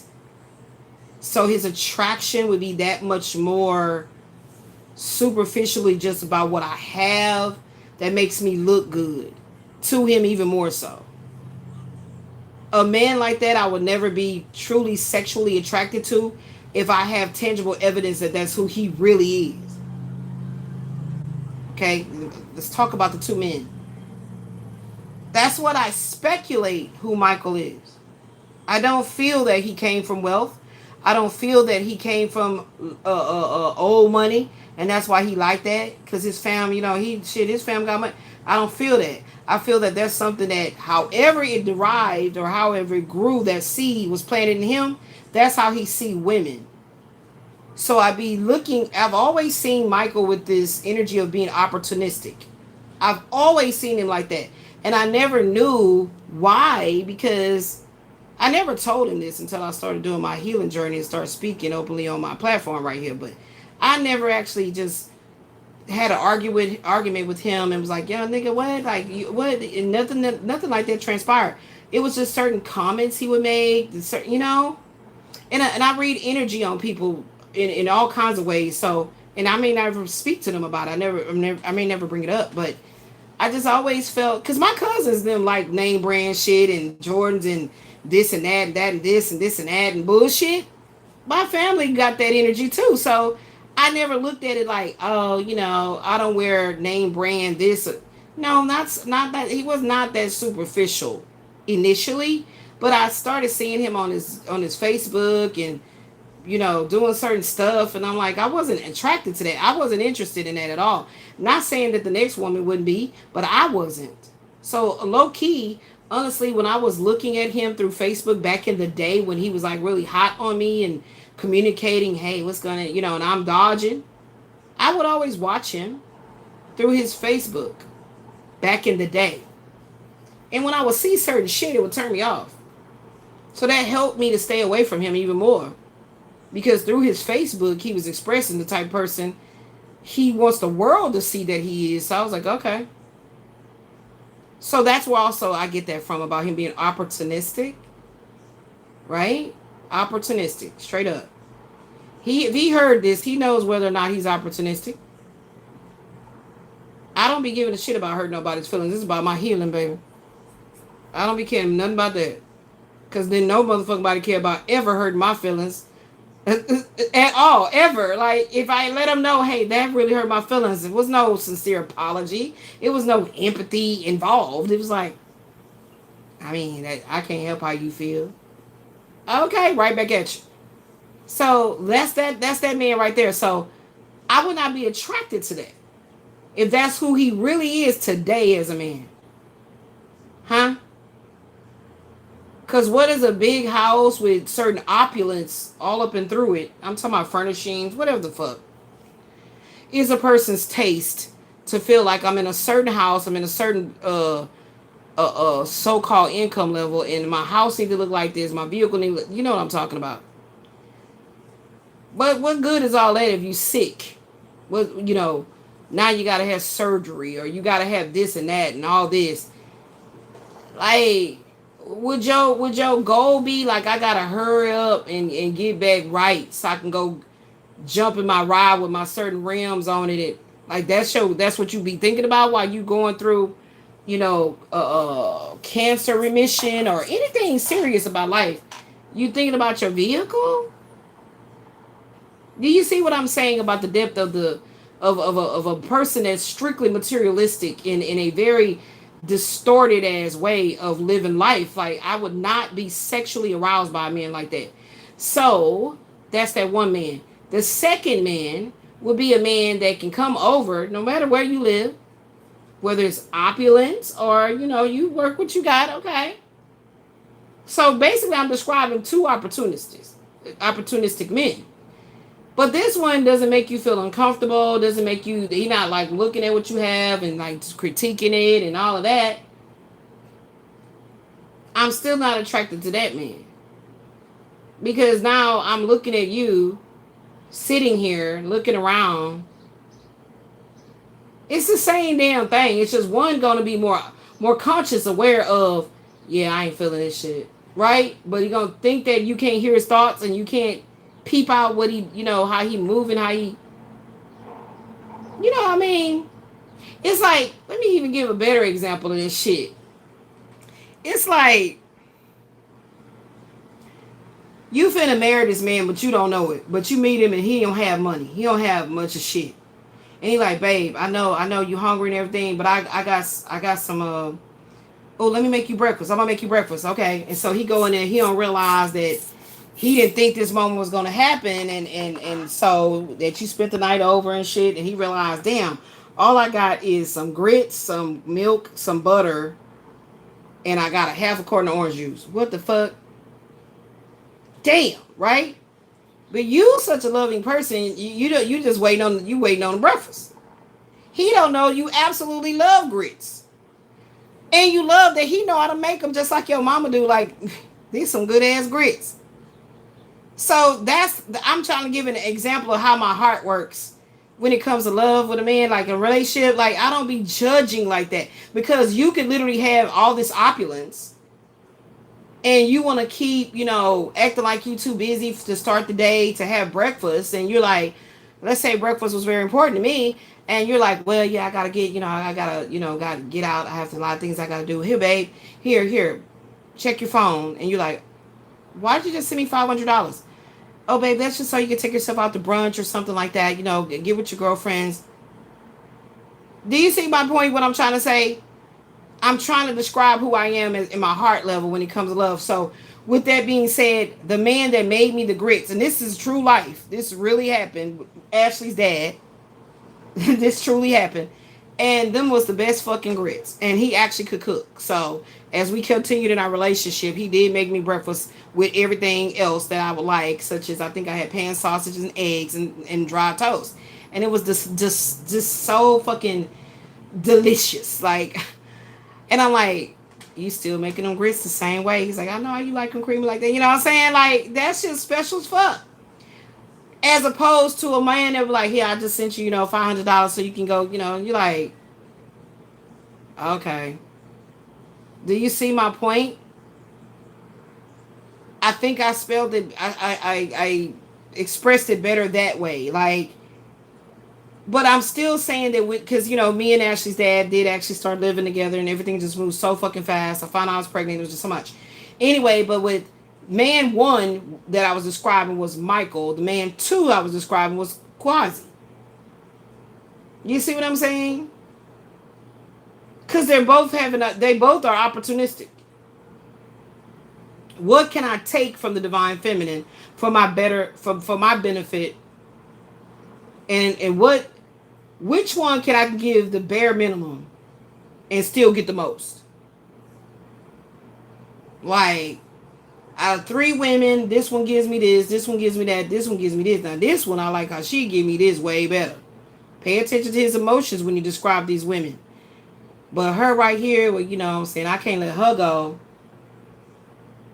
But hold on, wait. I didn't see her. I didn't see her back here. Wait. Oh, hold up. Elizabeth. Okay. Hold on. Let me see how I can put her in there. And notice that I'm the shortest finger. Right? I'd rather take some scissors, cut this finger off of his fucking hand, and now I don't even exist. When I realized that that's what you're doing to women. You see what I'm saying? So I'm like, I know about the dysfunction between Quasi and his late mother. I know about the dysfunction. He discussed it with me, but I don't know what's Michael's problem. I don't know what's going on with that. And I don't like that he's still in my energy. I don't like it. And the crazy part about healing is that you have to get to a certain point where you don't like it. You still deal with it because you still like it for whatever fucking reason. That's for somebody. You still deal with it because you still like it for whatever fucking reason it is.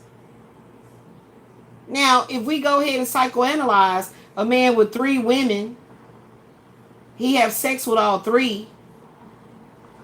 What are you technically using your sexual alchemy to create with each one of them?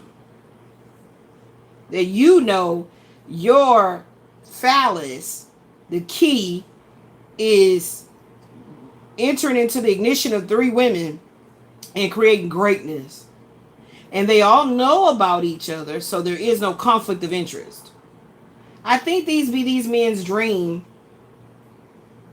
I feel like if they could at least manipulate 3,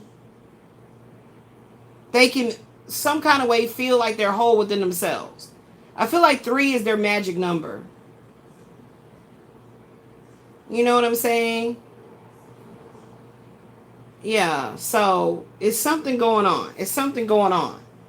Because it's like, yeah, with the 3 of Cups, it's something going on. How does belonging shape what I feel? I don't want to belong in a threesome. I don't want to belong in a throuple. I don't want to belong because I am whole within myself. So I don't need to be a part of a sisterhood that's worshiping one man. You're not my God. Like, you know what I'm saying? Like, when you do it that way, you can never be my God. I am all within myself, so I don't necessarily need an extension of you to mirror back to me that I'm nothing. That's what I'm saying. I don't know. And here am I, where am I holding back softness? There you go, that Queen of Cups. There she go. Queen of Cups. Where am I holding back softness? Because of these men that don't want to get up off my ass. Okay? Go away. I won't think about you if you stop thinking about me. I promise you this. That's how it works. I know Quasi knows this. For sure. Okay? Yeah. What past comfort am I returning to? Yeah, that's what this man did. So they say go back right here. Because we need to talk about it. Every time I talk about serious shit, I can feel the momentum just go. But it kind of hovers. It's like a vibration. A hovering vibration. I can feel it. Which is also an indicator that I'm getting somewhere. Okay? Even though when your physical body just wants the pleasure of resting, but your spirit body needs a soul resurrection. You know, or your spiritual body needs you to seek this physical resurrection by way of healing what's going on in the soul. You know, what's going on in that subconsciousness. Okay, so this layout brings a lot of dynamic, slightly chaotic energy. Okay, yes. 6 of Cups reverse. Moving on from the past, leaving nostalgia behind, childhood baggage. Dealing with the childhood baggage. You're being pushed to look forward rather than clinging to the ways things used to be. So this is that masculine. See how when I talk about my past, I'm talking about the childhood wounding, and I don't want to go back to my mother. I don't want her to come back to life and keep abusing me and keep with the bullshit, right? So I just talked about what's going on in mine. 6 of Cups reverse. I talked about what's going on in mine. consciousness, subconsciousness about the childhood. But this is talking about clinging to the way things used to be.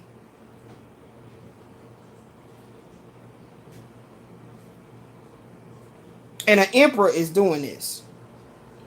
The emperor, horizontal or sideways. When a card sits horizontally, it usually represents a major block, an obstacle, or a state of being in limbo. I told you that he's in limbo. He's in limbo. We know this about this hermit coming up over here. Loneliness, isolation, seclusion, being overcome or paralyzed by fears, being antisocial and restrictive. Okay? And I talked about how I be doing that shit too. You see what I'm saying? So I'm never pointing the finger because I'm always trying to heal self. Whether these masculines that's riding my energy like this get the healing that they need and move on or not, that's why my prayer, how I kept recanting it, it still lingers in the energy, even though I'm not speaking it. It's in my consciousness. That's why I said, you did your work, go on and heal. You did what you needed to do to wake me up. You go on and heal. So there's a state of being in limbo. It says here, structure, authority, or control is compromised.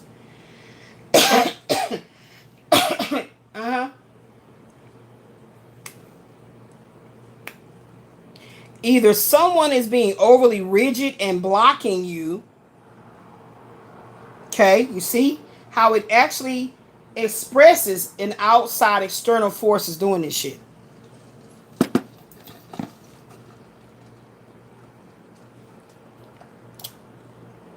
Either someone is being overly rigid and blocking you, or a total lack of discipline is making it impossible to move forward. Me doing my psychic intuitive counseling session shows you that I'm definitely disciplined. I don't think it's a person on YouTube doing what I'm doing. Okay? So it is very special. It's very unique. That shows the severity of the sick heart that is crying out to be healed and releasing fear. Where is it at? Where is it talking about the fear? Releasing the fear. Feel the fear without being afraid. So part 48, 6.1 was talking about, mastering of the emotions. Feel the fear, which is false evidence appearing real without being afraid. But then 733, it's not necessarily false. It's your perception.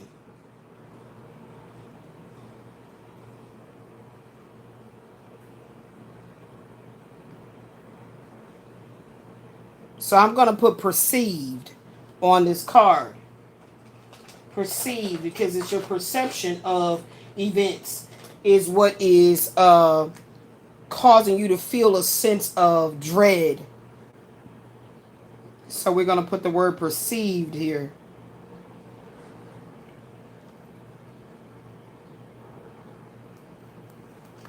Feel the perceived fear without being afraid. And again, as I indicated earlier, that came from Nathaniel Gillis on the Awakening show that I'm going to put over in the community post. Okay? If you guys want to watch, it's very deep. All right? That's where I got that from. Nathaniel Gillis in the show The Awakening. Okay? And so, it's now speaking of this masculine. He's here, guys. It's the King of Cups. This masculine is lacking discipline. Okay? And this is the spiritual maturity that I'm always preaching. Now we got the Five of Wands here that's in the reverse. So that's what made me feel like there's some, divine intervention happening here. Competition. Again, the Three of Cups. competition, clashing egos, disagreements, and chaotic energy. So, if you got man A, Quasi Rael, assuming that Elizabeth belongs to him, right? That is there. That's happening. But the Michael energy needed to show up as the muse. The Michael energy needed to show up as the muse of is Elizabeth's muse that she feels is her actual twin flame. Because no matter how much she purges thoughts of him, he keeps coming back. Some got to be going on. Or either they tag team and like, all right, man, you get her, you get her. I got to do this. I don't fucking know. Like, I mean, I say shit to make the shit comical because it can be very fucking annoying. So that's why I said I don't want to be part of a throuple, a threesome, or nothing. Okay? I'm the whole buffet. You ain't gonna even dare to think of another dessert. Another entree. You know, okay? There's a lot of noise around you right now. That's what they're saying. That's what I'm talking about. I told y'all the Seven of Swords was there when I said about the haters. People are fighting for dominance. Now, let's say, how can this go in the spirit? What the naked eye don't see happen in the actual 3D version. Quasi is definitely doing spell work on a regular basis. It's in his natal chart. This is what he's going to be doing. He was going to be operating in darkness. He's Scorpio, all that shit. It's in his bloodline, child. They showed me all kind of shit about that dude. So there's no way that I'm going to play any more fiddle faddle, I don't know what's going on energy when it comes to that dude there. That Quasi Rael energy. No, I seen it all up in all his chart, all of it. I seen it based on the paperwork, and they showed it to me in the spirit. So he is definitely going to be consistently playing that role in my life. So they let it be known. They let it be known. I didn't want to agree with it because it didn't make conscious, logical sense of worrying about some woman when you trying to do with all these multiple this and multiple that and rattling over here and ping ponging over there.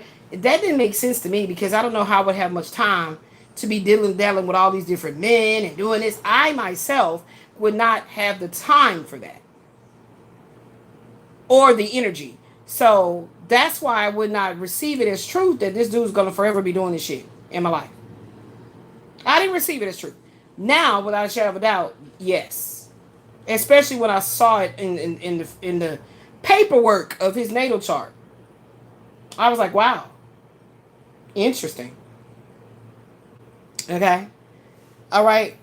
So that conflict is gonna be there. Coming from him. Now there's nobody else in the energy. There's nobody else in the energy that I tried my best to pull somebody out the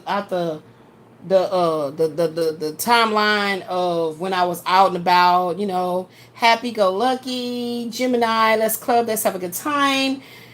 I tried to go back and find somebody. It's like, no, it's got to be somebody else doing something. Somebody else is doing something in the consciousness. Somebody else is doing something. The subconscious, the shit you can't see. And I was like, in the spirit, something you can't see. I was like, nope. I combed my entire lifetime and couldn't find nobody hiding in the gap. Like that I dealt with a masculine that I sucked and fucked on, and he feels some kind of way because it stopped, and we must move forward, and he didn't go forward within himself, and he's still holding on to something. There was nobody, or so I thought. Okay, and then I'm like, how? What? So I be in conflict within my own consciousness of what's coming up from the subconsciousness and pointing out those that's hiding within there doing shit with their thoughts. That shit is true. Thoughts do become things, especially in these celestial waters. You know what I'm saying, so to speak. This celestial environment is way more prevalent than it probably was ever in any other time frame of my life. Our life. If you still alive, our life. Okay? Whoever resonates. Our lifetime.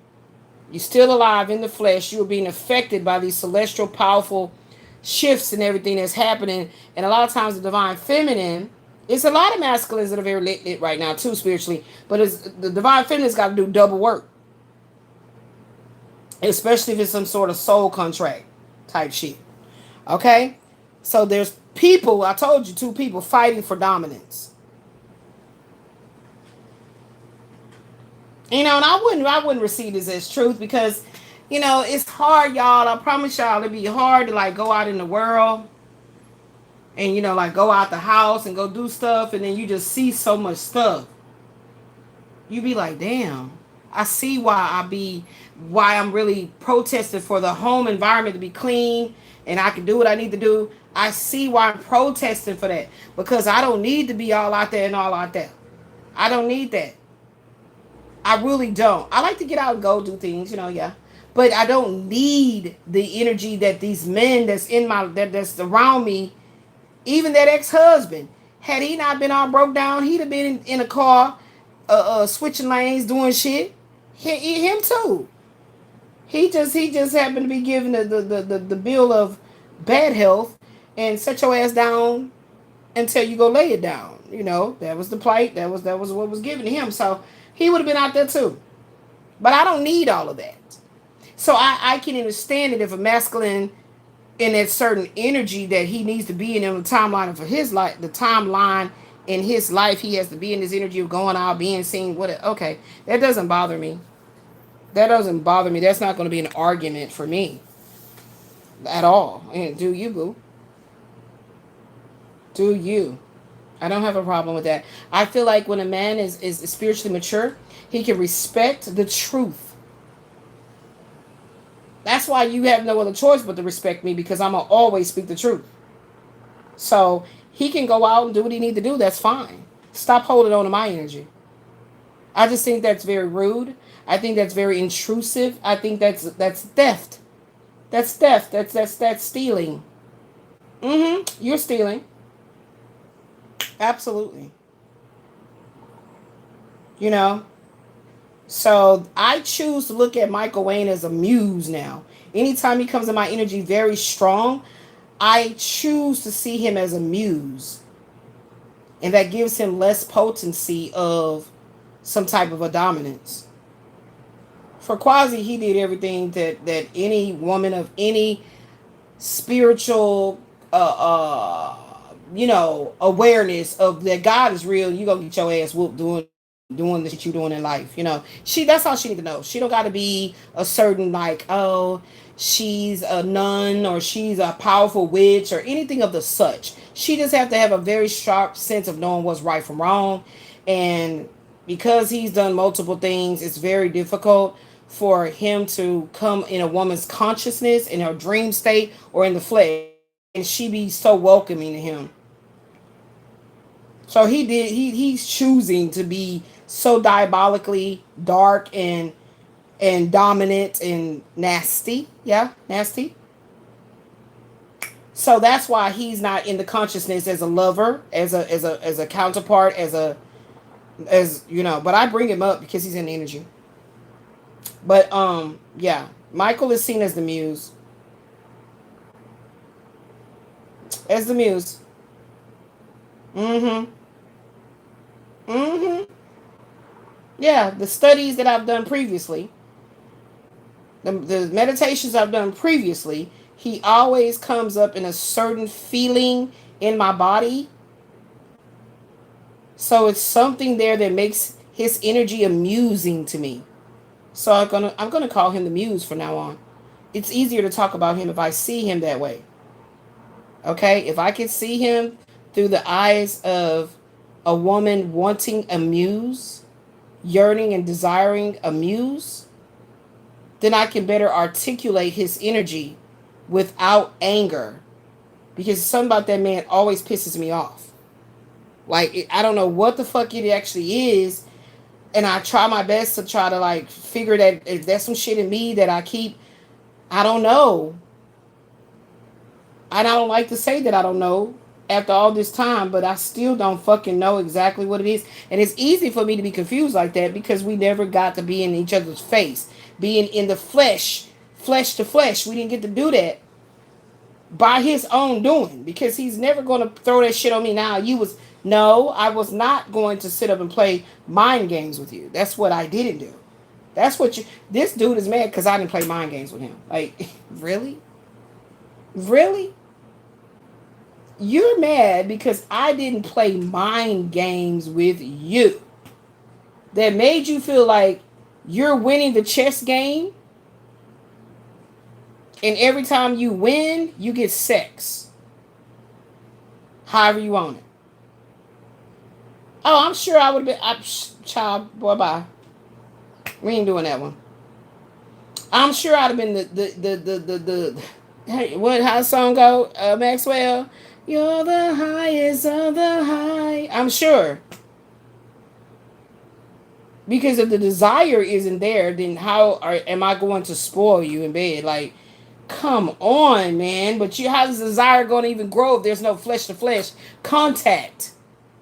You can't be acting like you all turned inside out and sprung over a woman. You don't be trying to be up in her face. Like, it don't work like that. Like, what the fuck is going on? So I got a lot of anger for Michael. I ain't gonna hold you. Like, I mean, it's so, but it's deeply rooted though.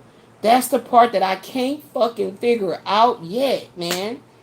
I ain't figured that shit out yet. It's deeply rooted from some shit I can't see.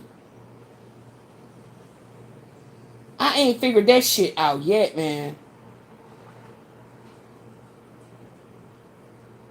You let me find out, baby. I'm gonna be the first to sing a song.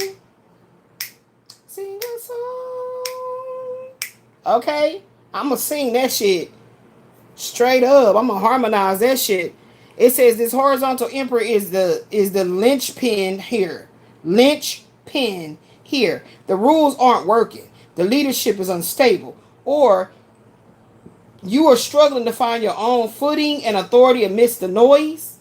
Instead of a smooth transition forward, you're caught in a messy, competitive environment where no one is truly in charge. To get through this, you'll need to establish your own internal boundaries. Oh, okay. That's that same shit I was just talking about I had to go through. Okay. Thank you, Spirit. Mm-hmm. Instead of a smooth transition forward, you're caught in a messy, competitive environment. Mm-hmm. Uh-oh. Look, It has to do with money. It has to do with money. Ow. To get through this, you need to establish your own internal boundaries without getting sucked into everybody else's drama. Oh, yeah. He being pulled in all kinds of ways. He wants a type of a home base where it ain't all a struggle, it ain't all that bullshit. But baby, you gonna have to tighten up what you're doing with that phallus. That's why the chaos is in your life. It's that phallus. It's that thing between your legs. Yes, you can learn something from me about this abstinence. Yes, if anything, like I told him that he on that phallus got him in a spiritual chokehold. Oh, that's it. That's that phallus. I need to actually print me out a picture of a penis. Something. Yeah. Hold on, let me tell him. Yeah. Print me out a picture of a. You know what? I need that devil card. Oh, the devil card. Let me see if I can find it. That's a good picture right there. That's a good picture right there, child. Let me find. How long, Sway? Let me find that devil card. Let me find that devil card. Yeah, that devil card, the sexual magic tarot. Sexual magic tarot. What the hell? Thank you, tarot. Yeah, let me get that one about the devil. Yeah, because that one right there. It's that devil. That devil got that penis. Yep, there it is. There it is. Let me tell her to print this out for me. That's what got him in that spiritual chokehold. Mm. I get it. That's the whole thing about it. These men don't be thinking I be understanding what the fuck they be going through. I get it. All you got to do is learn how to communicate the truth of what you feel, and you'll just be so amazed. Like, so you ain't judging me, you ain't tripping. Like, I tried to tell you I got it the whole time. I'm trying to tell you I get it.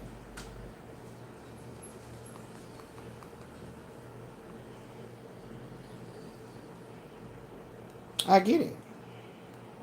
That's why I tried to understand Quasi. But he kept on trying to force himself on me. That's where the whole problem came in. Because I told him that's never happened again. You can have all your little female friends or whatever they is, and they'll be mad if you could actually grow to mature to this level. You'll see how they very upset with like thinking that you and me got something else going on and we don't. But then you can't even be truthful when you say that, because you is trying to still be in between like that. And I told you that's over with. All right, so babies, print me out this to fit the little white card. Hold on. Print me out that. Print that out to fit the little white card.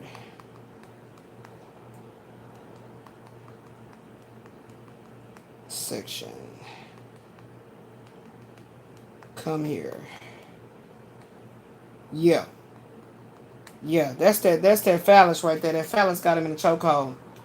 Yeah, that's what he doing with that penis, you know. Yep. Tell y'all, be knowing I be talking about, baby. What else we talking about? So we did that crossroads. Is there anything else you want me to see up in this spirit? Anything else in here?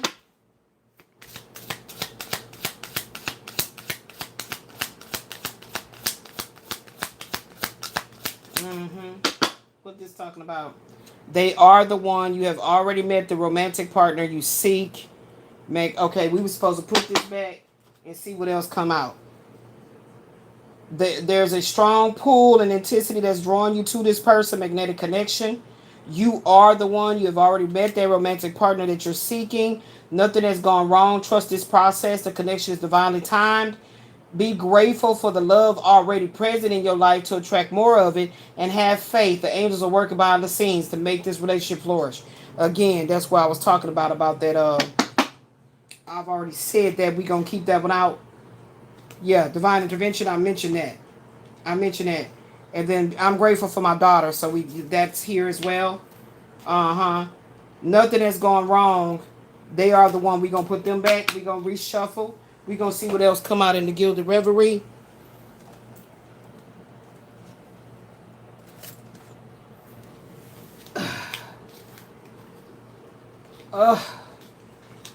My back used to pop. It's so fucking stiff now. It's ridiculous. It don't even pop to alleviate that pressure in my spinal cord. What else you want me to see? What card is this? The Love Oracles? The Love Angels Oracle deck right here. What else you want me to see? Express your love. How long it's gonna take until you speak, baby? 'Cause I can't live my... Let Maxwell do that. Woo, baby. Sometimes I can hit it, baby, but not right now. It is important to let people know that you love them. You have nothing to lose. That spiritual chokehold. I'm trying to told you. I can't make nothing up that I do here, y'all. Nothing. And y'all are separated. The spiritual chokehold. Patience. Some things still need to be dealt with for this connection to manifest. That's the reverse Six of Cups.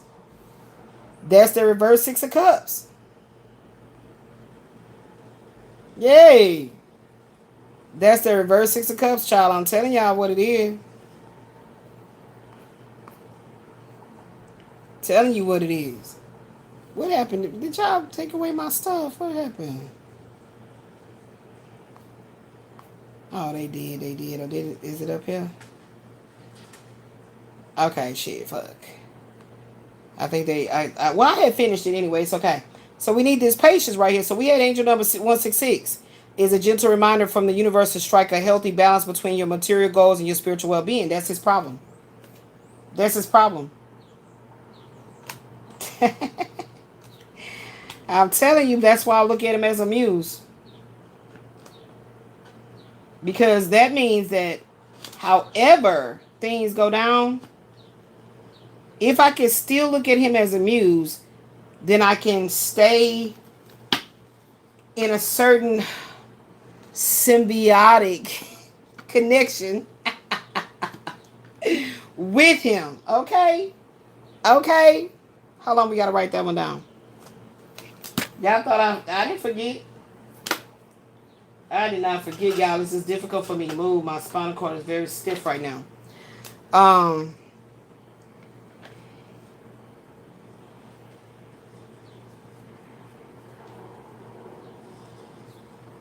Work at achieving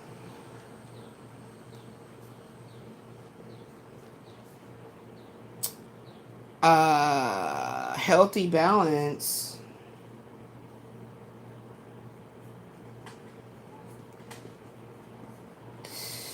oh, my hand hurts. A healthy balance between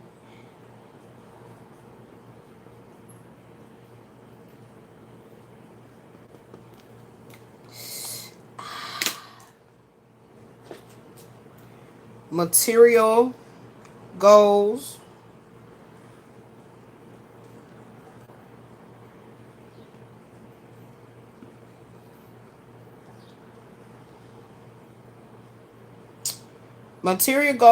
and your spiritual well-being. So that's how I know that it's not about Quasi, because he knows certain things, about, the occult.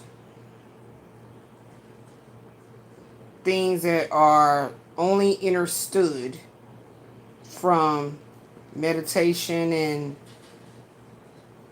dissension into darkness and all that kind of shit.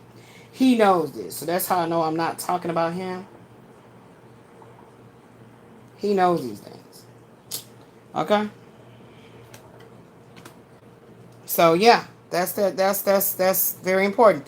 It often appears when you are feeling stressed about money, career, or home life, reassuring you that everything will be taken care of. See? Now does it make sense with the 48 one, and the scatteredness, the chaoticness, I want my money right fucking down, all that. So release financial anxiety. Yes, that's a good one. We need to talk about the money. Release financial anxiety. That's that number 6. So we're going to go with, wait a minute, what was that one? We're going to do Angel 611? Was that Angel? No, 166. Get it together, girl. 166. Release financial anxieties. And that is very difficult for humanity as a whole to do. Very, very, very difficult.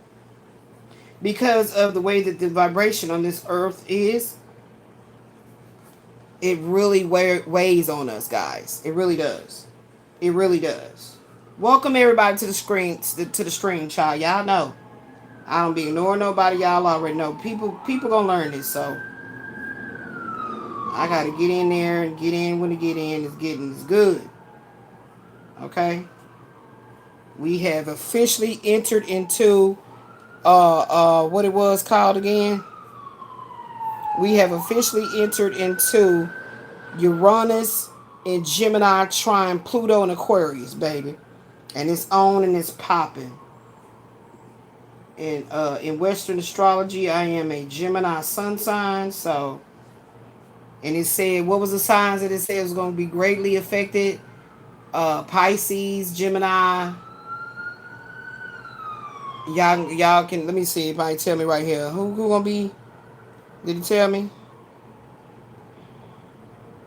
Did it say anything? Pretty much everybody, because it's talking about rewiring the human perceptions.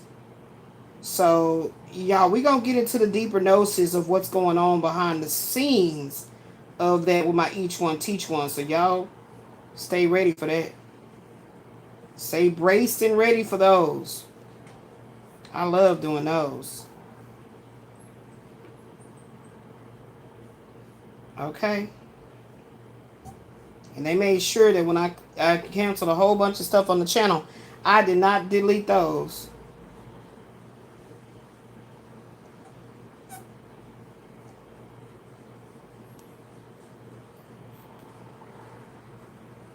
So releasing financial anxiety.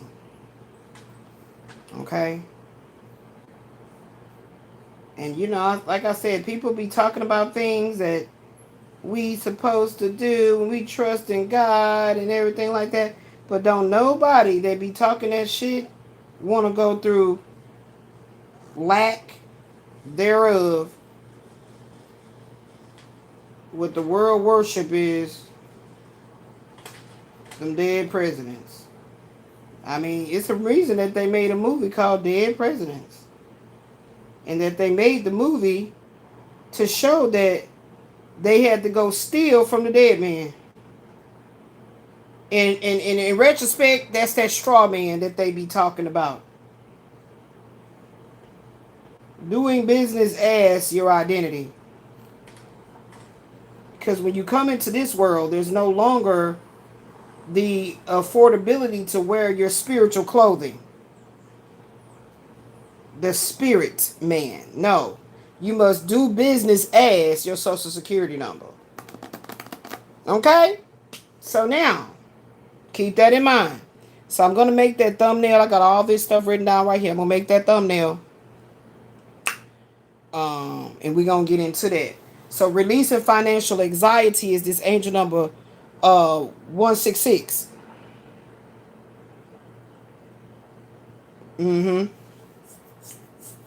Okay. The double six heavily connects to the material world. Okay. So you know when they be talking about 666, the double six heavily connects to the material world, family, and home life. It's already here. We got the 6 of cups. Turn it into upright. Family, home life. Okay. They say the home is where the heart is. But it all depends on the way your home is designed, whether you want to stay there or not. If you've been stressing over bills, career stability, or providing for your loved ones, 166 arrives as a comforting hug. So you guys are going to see that the universe is going to keep seeing you 166. Pay attention to the way the universe is speaking to you through the numbers. There's a numbering system. It's not about the commas that's in your bank account. It's about the numbers that's in your consciousness that the universe is using to communicate to you and through you. Your angels are asking you to hand over those fears to the universe and trust that your physical needs will be met. So let me write that down on this card. Trust that your physical needs will be met.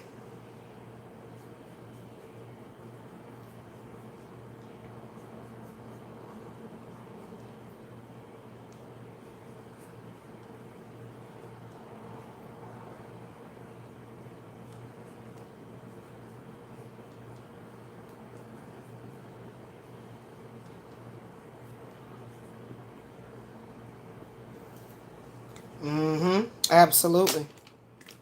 Absolutely. And shift your focus to the positive. Again, as I indicated, I choose to look at that man as my muse. That makes it positive. I'm going to always look at him in a positive light when I see him as a muse. It's amusing to me how I can love you without any tangible evidence thereof.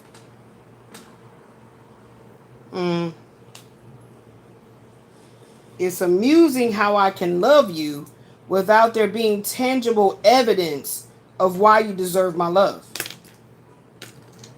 I'm just saying. I'm trying to tell y'all how it go down.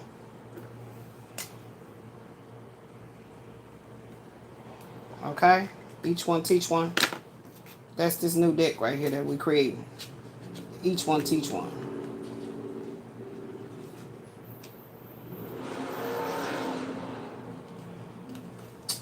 That I guess, it's all these each one teach ones, I believe. Yep. If they don't have a, yep. Let's go put them over here. Because they starting to take over my little board over here. Yes. Okay, here we go. And we're still working right here. Okay. And express your love. Mm-hmm. Yeah. All right. Shift your focus to the positive. The number 1 represents the power of your thoughts and new beginnings. I told y'all. So when you start seeing 1111, a lot of people say it started for them 1111. Mine did start like that 1111. 1 represents the power of your thoughts. And it's time for a complete life overhaul. Combined with the 6s, it's a warning that focusing too much on what you don't have or what could possibly go wrong will manifest more stress. Shift your mindset to gratitude. It's here. Shift your mindset to gratitude for you do have, and you will naturally attract more of the same thing that you're thinking on. So again, if I am not supposed to finish out my lifetime without this masculine, that has been the most tremendous stress of trying to focus on the positive in the wait. The positive in the waiting. Because, what happens when you have no community? Okay, let me give you a scenario. A woman feels like this masculine from her childhood. They grew up together. Let's think of in terms of the movie Love and Basketball. Without putting any labels of twin flame, soulmate, whatever. They knew each other since children. But notice that it couldn't be a movie if they didn't make the movie in a way where you could see everything he was going through and then everything she was going through. But the whole cohesiveness was you to see that they had this strong magnetic pull to each other. You see my point? You can see it. So just imagine doing this where you didn't grow up together as children. You didn't have your family. They had their family, but y'all families knew y'all were special to each other because y'all grew up as kids. And that's not the premise or the foundation. So some kind of way you got to trick your mind to see the person as. Now here's the thing that been blowing my mind. Like I'm trying to tell y'all what I'm trying to tell y'all is when spirit keeps showing me some new shit. It's like a little flicker of like a new. And I am so exhausted from this old shit that I can't even fathom any thoughts of a new. Because the only way I could pay him attention is if he showed up as a doctor. He showed up to present himself to fix, completely eradicate a need. Completely eradicate a need. So it's very difficult to look at this angel number 166 that's talking about not seeing things as lack. When you talk about the tangible feelings of sickness, you feel that shit in real time. So this gotta be a massive ass love affair, man. For real. Massive. And because I watch all these movies that they put in my consciousness to know it's real, it can happen through chaos, it can be okay. And they make it their business to make sure they keep putting storylines in the front of me the most hardest of conditions of two people that came back together in love. They keep doing that. I'm just telling y'all how I continue to keep like vibrating high and and try to articulate what I'm feeling so you guys can understand. Oh, that's pretty big. That's a big one. Okay, just put that on one by itself. And then this one here, it needs to be cut to go like right here. Can you break? I want it here. Okay, I can do it smaller.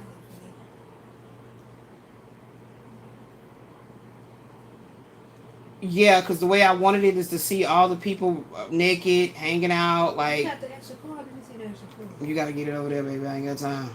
My back ain't going to let me get it. Mm-hmm. It's just stiff, you know? And this is, what is this on?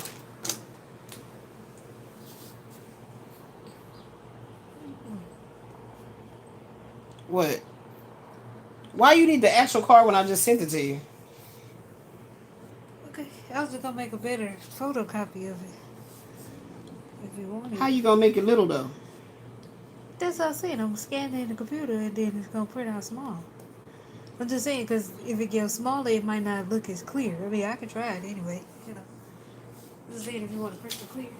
No, just stick this one on there. Okay. Stick this one on there instead of that one. But you just, well, you like that, and I can write on the side.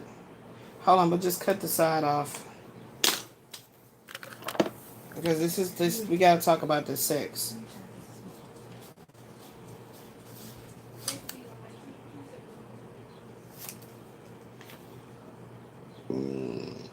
The devil. I mean, it's right there. You don't see it because you didn't look good. It's right there. Yeah, this is perfect, and I can write along the side. Mm-hmm. Gotta make these sex cards. We got to. We gotta make these sex cards, baby. Because people don't ever preach on sexuality in a way of not pointing fingers and trying to identify people's wrongdoings without expressing that that is the way that we um, continue to connect to God. Okay? All right? Like, they don't get it. So I will definitely make sure in my studies every time they show me the things about the sex, and I'm going to try my best in these each one teach ones to formulate many, many cards to go into the deeper gnosis of sex. As in to take away not just necessarily the taboo-ness of it. I mean, not necessarily to enhance. Yeah, that can go. Can you put that there? The taboo-ness of it, but also in the sense of expressing why we do need it.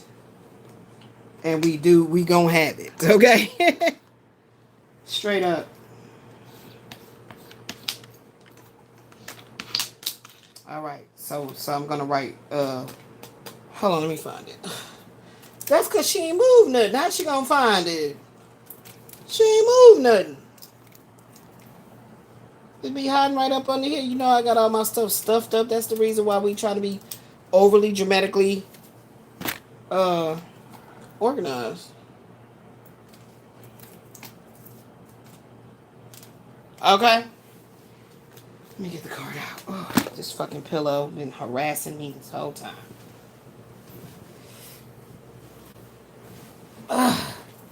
Woo! Golly, this stiffness is a motherfucker. Here go the box if you need it. The devil. Okay, where is it at? Can you turn that fan in? It's hot.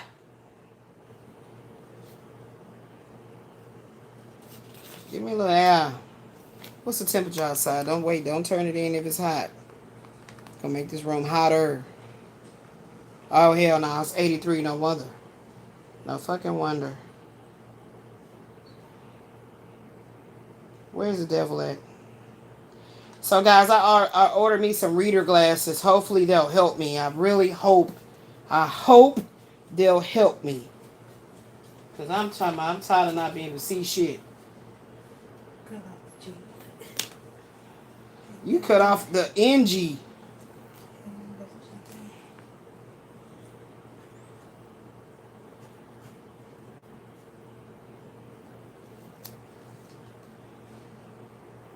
Oh, this is each one teach one.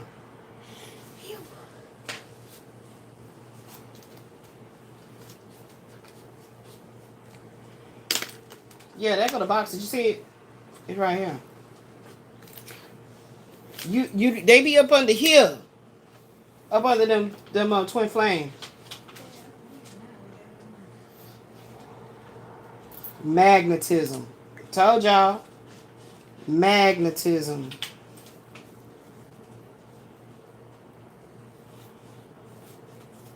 You gotta be careful, man. For real though. Liberating orgy. Eros is a grandiose force that, when deviated, becomes dangerous. Dangerous magnetism. So we're gonna put that right here. Dangerous.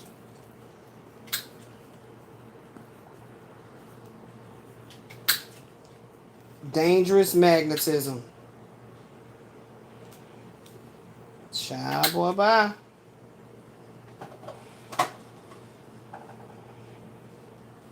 Give me them cards back then. I thought you wanted it. The one I just threw.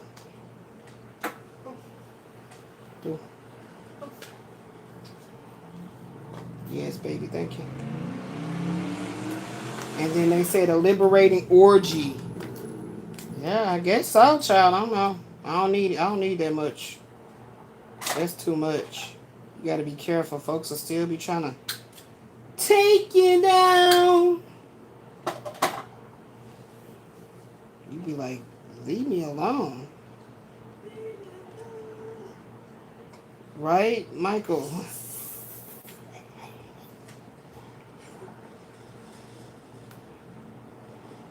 Liberating orgy.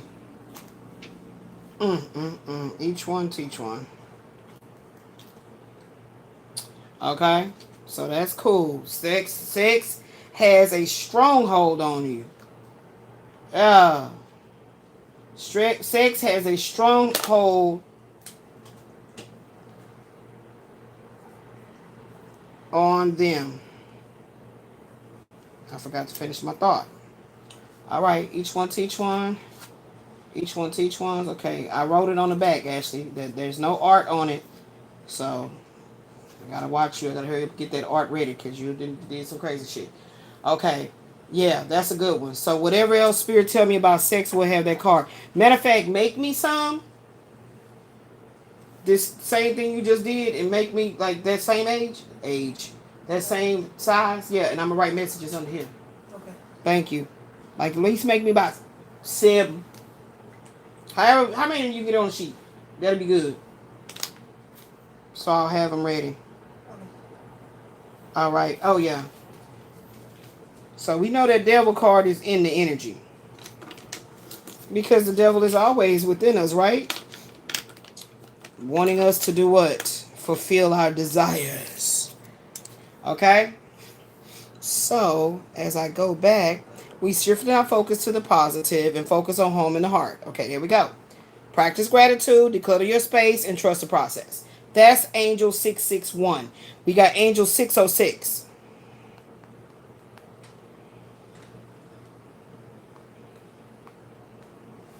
All right.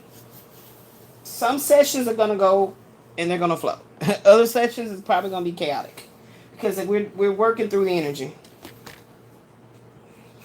We're working through the energy. Angel number 606 is a beautiful reminder to shift your focus from material words to spiritual peace. You see? They keep telling you it's the same thing. Let go of material stress. This is why people sell all that shit. This is why people do what they need to do, downsize. They live in tiny. They're living more minimalistic. Less is more, beloved. That's the note. That's the point. Less is more. Less is more. That's the point. Less is more. You're gonna write that down. Angel number 606. Less is more.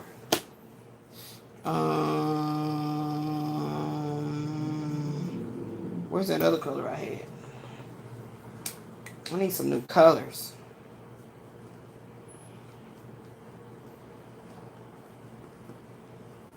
$606. Less is more.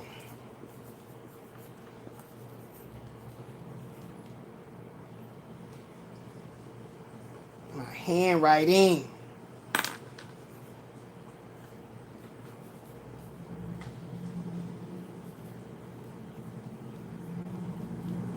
Less is more than enough. Some people don't understand that concept. If I ain't got you, baby. Some people want it all, but it don't mean nothing if I ain't got you.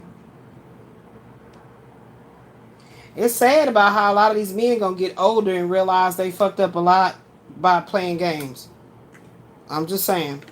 Okay, so this is the reason why so many women are having to do double work. Like we having to stand in the gap for these men. Child, don't get mad when the Most High God sending our replacements now. That's the next thing to be talking about as we continue to grow and build here. Okay, so then we got angel number 45. Number what was it? 45. Let's see. So it's a powerful message now. This for me too.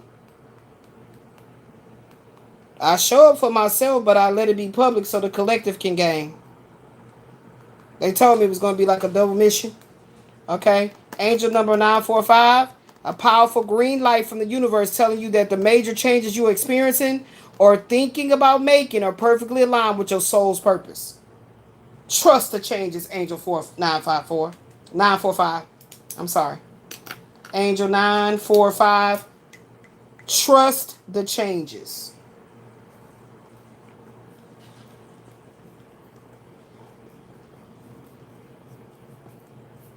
Y'all seeing me do the work.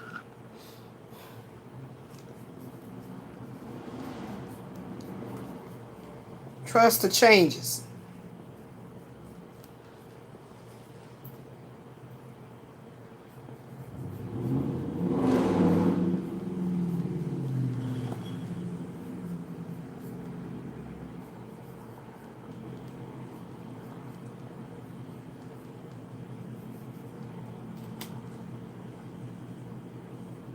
Trust the changes that align with the new you. Trust the changes that align with the new you.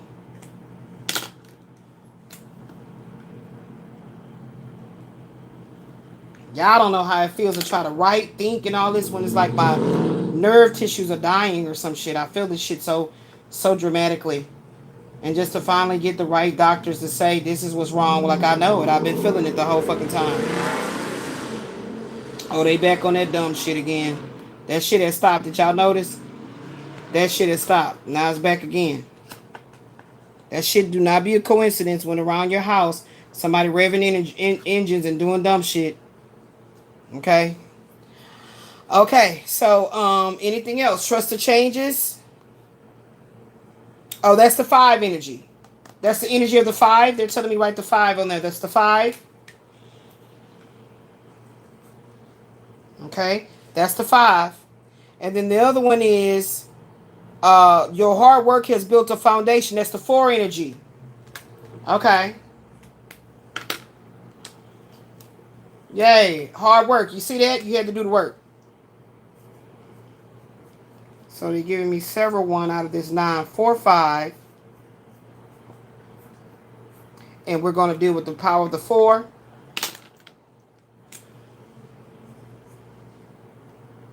That's the 4 energy. We got the 5 energy here. The angel number 945. The 4 energy is hard work builds foundations. Hard work builds foundations.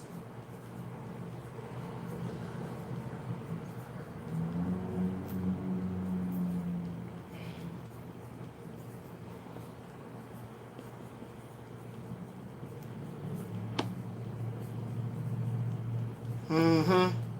Hard work builds foundations. The number 4 represents stability, discipline, and building solid foundations. The angels want you to know that the effort, your long hours, amen, praise be to the Most High, or personal growth you've been putting in recently has created a secure launch pad. Hey, I like that. Let's put that word down. Let's put that down. Secure launch pad.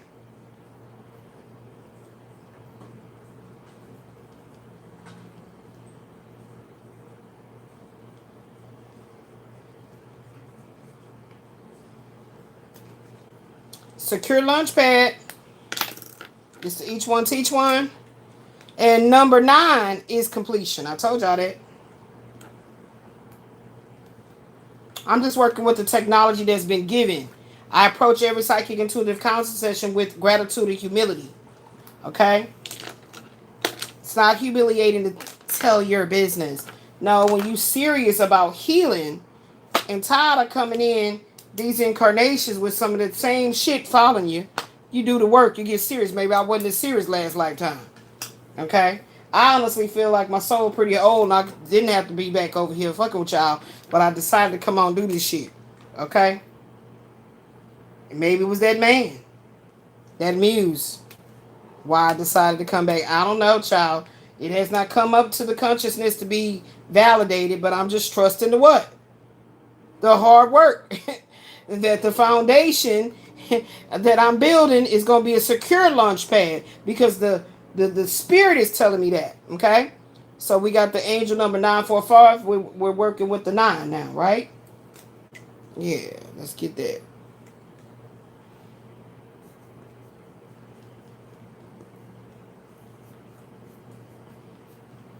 We're working with the 9 energy.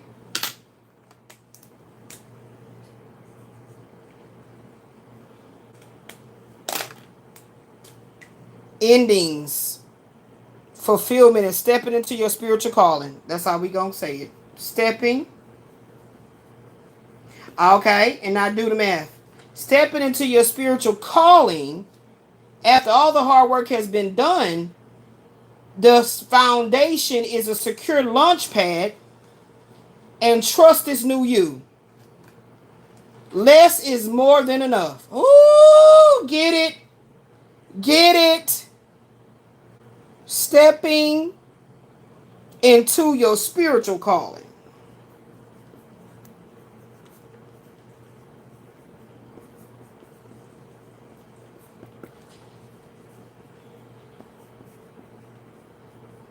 Hey, baby. Yes. Okay, each one teach one. Oh, it's already on the back. Okay, then. And embrace these shifts. Stop overthinking about the future. Trust that this discomfort of change is just temporary growing pains. Oh, we got to get that one down. Oh, this one is powerful. This one is powerful here. Y'all better be glad I've been catching them angel numbers, baby. Catch yours. Catch it. Catch it. That's powerful right there. And this ain't nothing new. I've been writing my angel numbers. I got a whole deck full of them. Okay? And so this one is embracing the shift. Stop overthinking about the future. Hold on, where's my pen? Trust the discomfort. Trust that your... And we're going to put that discomfort in another color, baby, because it be uncomfortable fucking bold. Please. Please believe it makes us blue.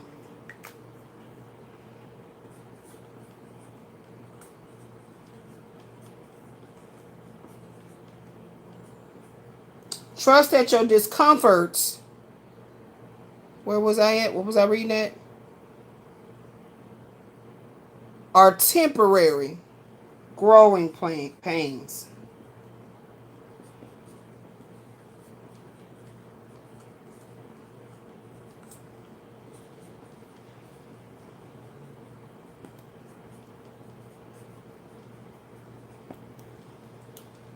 Trust that your discomforts are temporary growing pains, child. Anybody dealing with massive regrets, shame, bad feelings of all sorts. But you know the Most High got a hold on you. That's for you. I had to write that out for you, baby. For us. Let me make it more visibly pleasing to me to read. I'm really hoping that these readers that I got are going to help me out, child. I be trying to still stick with my fashionable sense of self-expression, but child, I got to get myself back into a doctor. That's what I would like to achieve by my birthday, to be in the hands of a very reputable God, a healer, okay? That believes in the oath of doing no harm, not playing no games, and can help me understand what's going on with my visual. Okay? Keep a positive outlook. Expect the best outcomes from these transitions. See, as your thoughts are actively shaping this new chapter. Let go gracefully. If a door is closing in your life, let it shut without resentment. That's what I'm saying. You see why I was talking about the mother shit? I had to become my own mother. Are these changes showing up as a sudden career? Okay, they'd asking us questions. Okay. See that there? That's what we got out of that. Angel number 945. What's the next one on the roster? 546. And I feel like we coming to a close. That's beautiful. 546. A comforting sign that the changes you are making are bringing stability and security to your home and your financial life. The universe is acknowledging your hard work. I said that earlier, didn't I? When I said what I said earlier, I said uh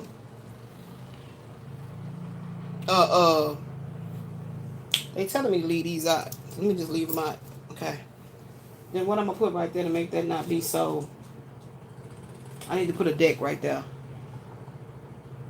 I don't know, because it's now it's kind of dilapidated. Now it's kind of like uneven right there. It'll be okay. I said that. I said about the universe will be rewarding you. That's a comforting sign, right? I mean, it's very comforting for the universe to reward you with cash gifts so you can continue to do your work. That's the way this world works. The universe is acknowledging your hard work and assuring you that your material needs are being taken care of. See? Positive shifts are happening with the 5. Your foundation is solid with the 4. Material needs are met with the 6. 6 focus heavily on material world, family, domestic life, 6 of Cups. Combined with the 5 and the 4, it is a direct message to release any financial or survival-based anxiety. I like that. Survival-based anxiety. I like the way they said that. That's way more profound. And you see, the numbers keep repeating themselves, but the messages are not. I mean, the numbers are different, but the messages are the same. What happens if you can really get in a profound, succinct, clear awareness, conscious awareness of what the universe is speaking to you through the frequency and the numbers. And this is why me and my daughter play bingo, guys, whether you know it or not. Okay? So this is, we're gonna put the power of 6 in black. The power of 6.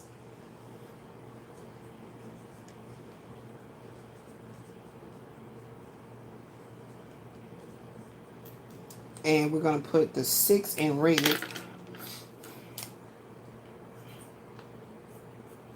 And then we're going to say that it is talking to us about the material world.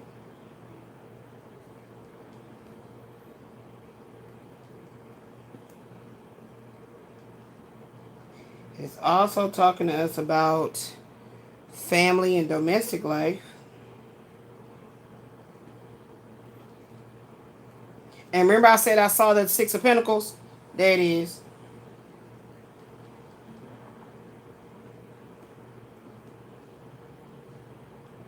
And it's also saying release any financial or survival based anxiety.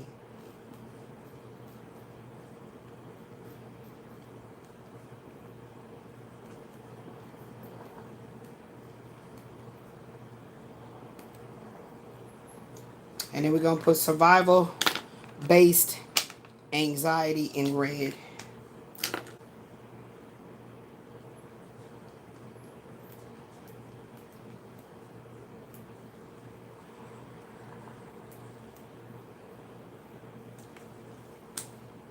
That's why they be flashing the 666.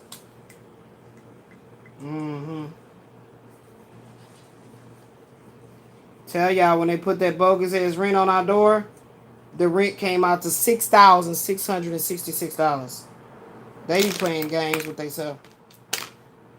I ain't never lived that damn time, and there's never been a time in this life that things wasn't set up where you had to pay somebody to live there. So I didn't do anything wrong by taking my money and splurging it elsewhere, and not taking care of my responsibilities. The way the world says it's a responsibility in order for you to stay in a certain sense of comfort in a home or a car or whatever. That's the way this world is. So I've been too practical all my fucking life to get to a certain age and folks trying to play with me. Okay? I didn't get an opportunity to just splurge and fuck off and have parents bail me out of shit and all of that. Like all these people that came in contact with me whining about certain shit that's like, what? It's crazy. All right. The power of 6. Thank you, Spirit. That got clarified today. Now, let's go ahead in here and see what they got for me. And to see if it's for today or is it a move on. For the rest of the night, I'm going to try to formulate my art for the Each One Teach One deck as we come to a close of the What's Next deck. There we go. There we go. Page of Pentacles. So do you see that? This is a Queen of Pentacles making a decision to cut away the energy of this Page of Pentacles. All right, so let's go into it and look at and see what that. Oh, let's get one more card and use that as the 3-piece. $2.99. How about that? I like it. Let's see. I think this is a conclusion.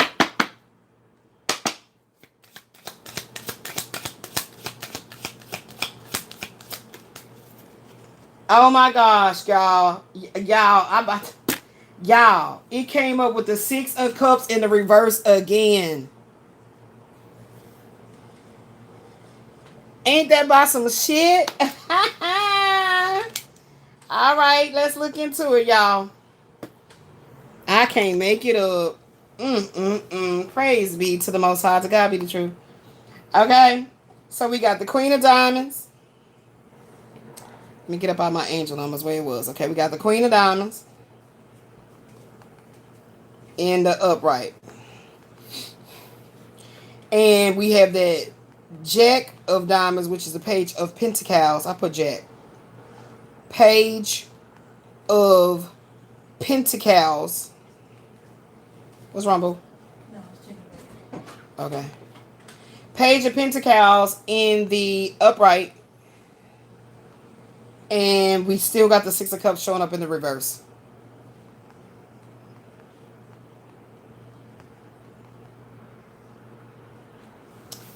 Okay.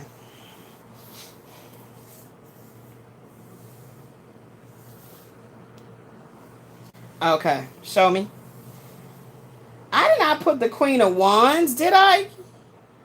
Child, they gonna give me the wands. All I put was the Queen.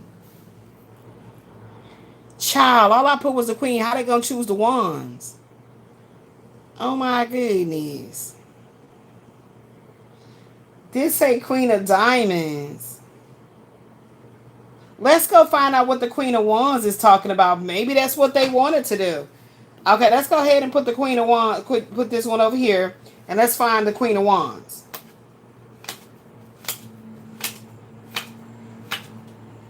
That's the Queen of Cups.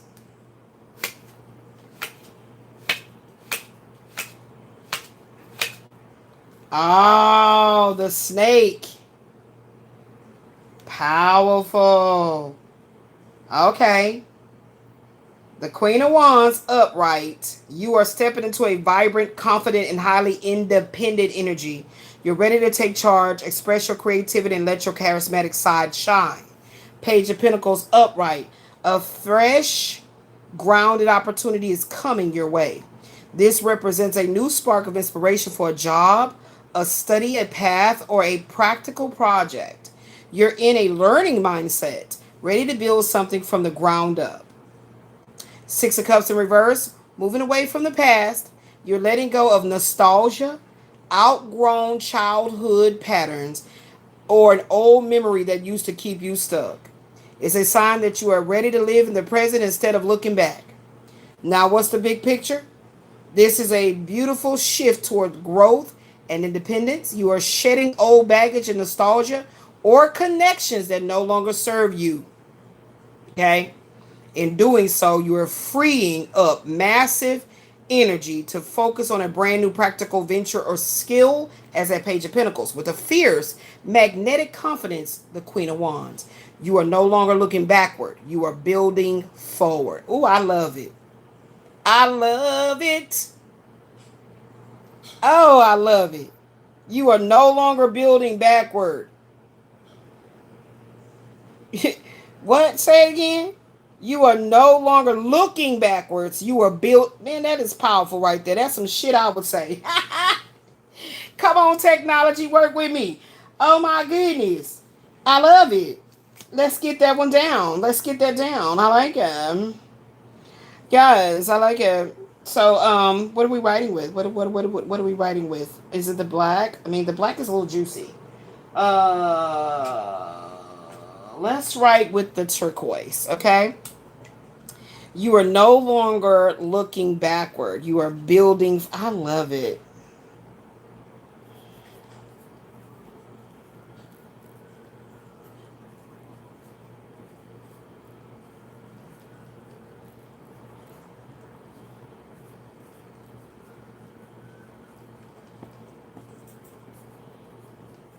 And they be trying to have you stuck, child. I'm telling you. Telling you what I know.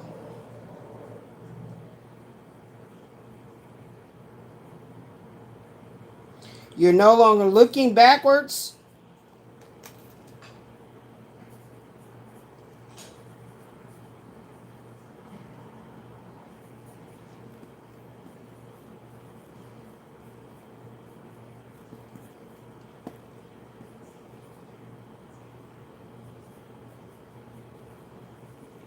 I don't know why I keep on hearing that Alicia Keys song in my head.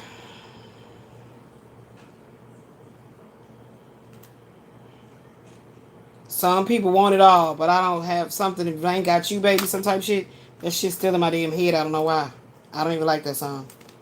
It's alright, but you know, ain't one of my favorite Alicia Keys. Alright?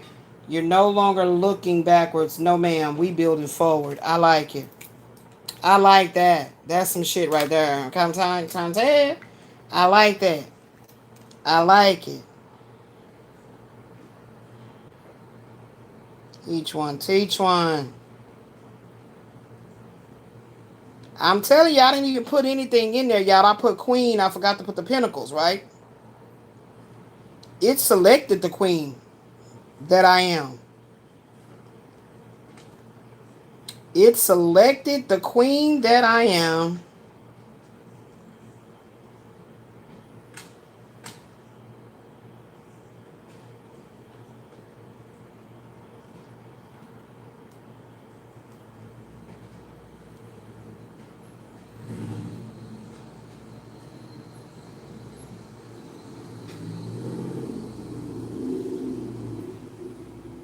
I like it.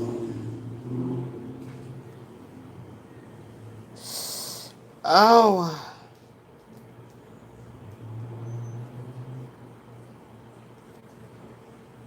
I be having to bold out these words so they can pop more to me so I can see them.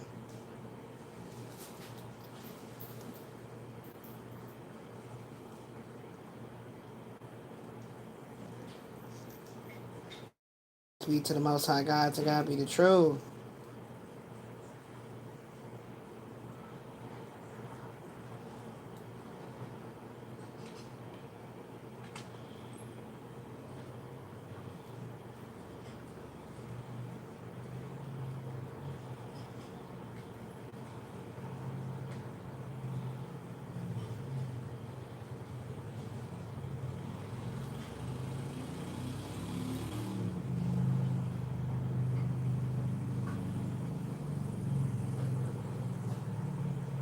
Yeah, it's real serious.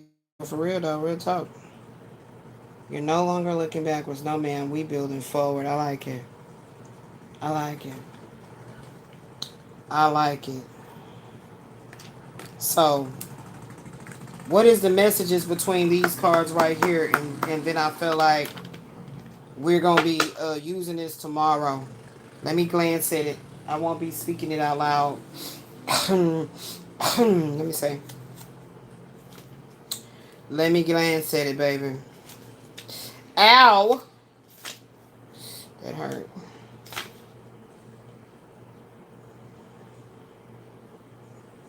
Wow, okay.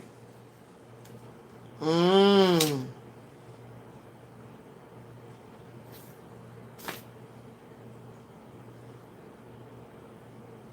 Wow, powerful. And then we got 16. Ah. Yeah, this is a force field doing this shit.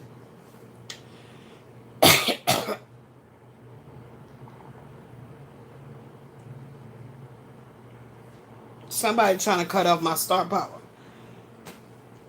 This is exactly what this shit is saying right here. We gon' see who the fuck that is tomorrow.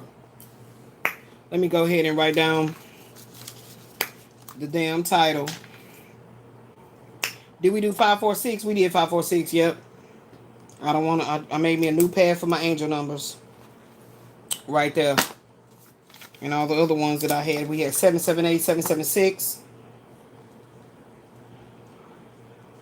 We had 776. These were already channeled. And today we also had 991 and 166. What? Probably once I get off, but I'm not off yet. Go ahead. What you gotta do, number 2? Huh? Well, let me pee right quick. Shit. Because your number 2s be tearing it up. Because you must have known. That's how we do in this house, because I've been sitting for a minute talking and drinking and shit, so I probably do need to get up, but my body is numb. Okay, so somebody, I told y'all about the 7 of Swords. I saw it earlier. Here you go, right here. Here you go, right here. Somebody with that bullshit. I'm gonna go to the bathroom. We gonna clean up the cards. We gonna reorder the next cards with just this. Everything else must be cleared. That's what they want me to do. So let me go to the bathroom. I'll be back. I'll be back. Let's go to the bathroom, baby. Let's try to get these legs up. Ugh. Oh, shit.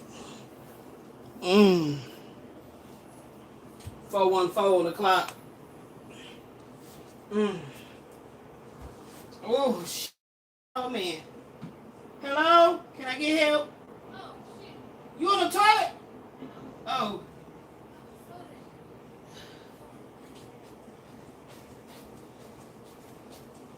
Mm.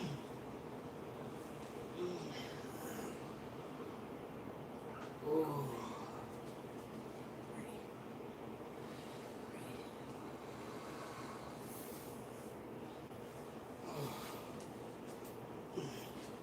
This shit just came off me out of nowhere.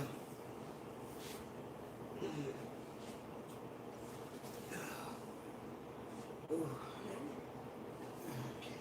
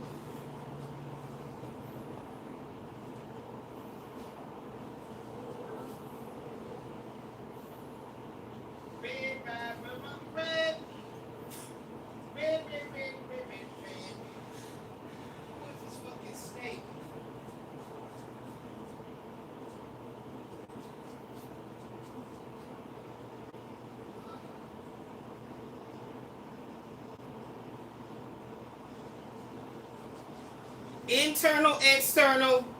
What is the other point of view? Huh?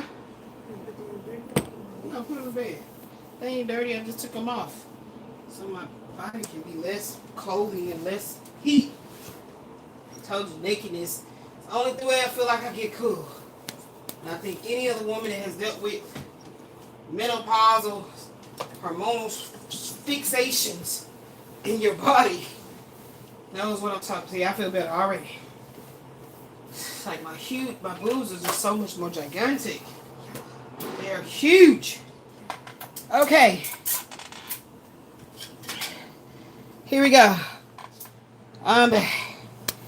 Alright, so is this snake nearest us? What's up with this snake? What is the snake doing? What is the snake trying to receive or steal from us? Okay, so we got this snake here. Okay, and I'm talking about in the way that the book is depicting it. Okay, so number 7 is the snake.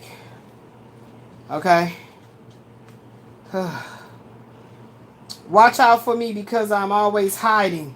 You can never trust or believe me. I'm cheating, I'm deceiving, and I'll betray you in a heartbeat.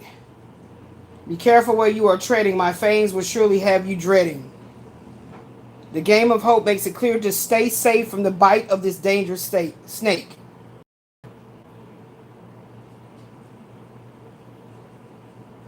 A superficial person.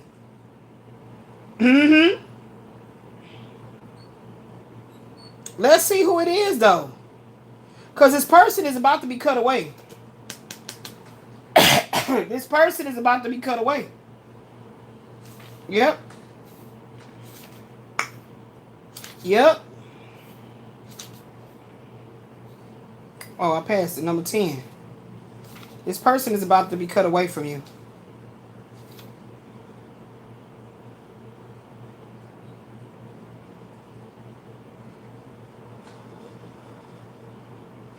A difficult decision has to be made. What am I cutting nearby? They're trying to cut your star power. They're trying to cut your star power. This card here is the star. All right, now let's get that 4th card out here to see who it is. Or shall we wait?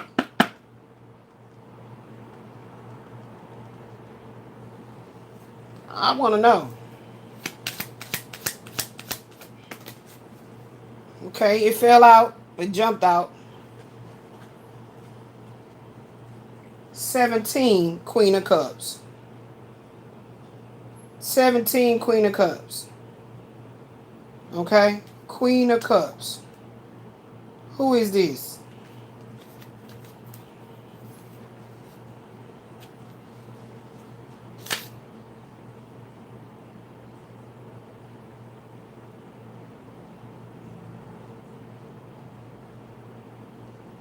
So this snake is trying to make sure this new love does not come towards you. As you can see what it says, a new love from abroad. Somebody coming towards. But this snake right here is working overtime to make sure this new love connection does not happen. Okay? That's what it's doing. It's working triple dog overtime. Triple overtime. Okay? It's relentless. It's relentless. Yeah, there you go. 7 of Swords. Under judgment. A King of Wands. This is a King of Wands that's under judgment. That's that motherfucker that was operating in the reverse. Problems with their business, broken promises, forceful, domineer, disrespectful, impulsive. This is who he is right here. Trying to cut your star power.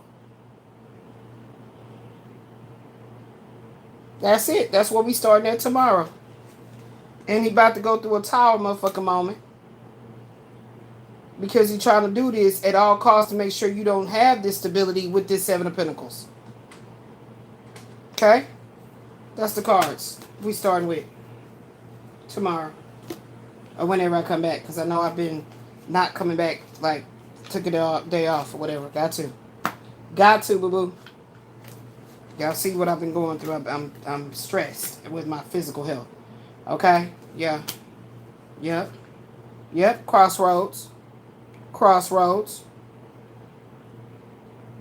You at this crossroads, baby. You at this crossroads. Yeah. Yeah. You literally at this crossroads, and the person just don't want that to actually come into play with you. That true decision and clarity is like, if I can just keep them right here where they don't make a decision, then that's fine. I'll take that. If I can't have you, then nobody can. Okay? So again, that's this reverse King of Wands. Okay? You see what I mean? Because you coming in as the Queen of Wands. Okay? This person has a potent Libra energy too. Okay? So they want to steal your star power. Okay? Let's put these down here. They want to steal your star power. So this reverse King of Wands is under judgment for trying to steal your star power and your Seven of Pentacles. They basically trying to steal your destiny. And look at all these sevens. See? We got 717, we got 177. We got 717, we got 177, and what else they add in. And yeah, that's what it is. It's to disrupt your stability. And basically, I'm seeing a return to sender. I'm seeing a return to sender. Yep. That's the whole purpose of it. To actually take away from your ability to move forward. That's what it's trying to do. Keep you at this stalemate. This person wants you to be vibrating as low as they are and see it as a connection so you can actually get back with them. And in that way, you actually unaligned yourself from your divine destiny by getting back with this person. They want you to stay. I'm telling y'all, with this whole retrograde energy, that's what they want. You know, they always try to work with these moons to try to confuse you. Yep. Yep, this is the energy we're going to be talking about tomorrow. This snake. That's a snake. That's that king of, that's how I know it was that reverse King of Wands. Mm-hmm. Yep. Reverse King of Wands is trying to do everything to sideswipe you and make sure you don't get that divine destiny. What was that 17 again with this stork? What's that 17 again with this stork?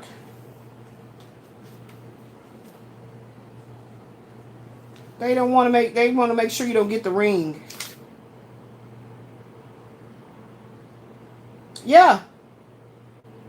Yeah. Seasons change. And look, it's a 717 again. Oh my gosh. O-M in the G. 717. Something happened in October. Something happened about this fall. I'm trying to told you. 717. 177. We're going to be doing 717 and 177.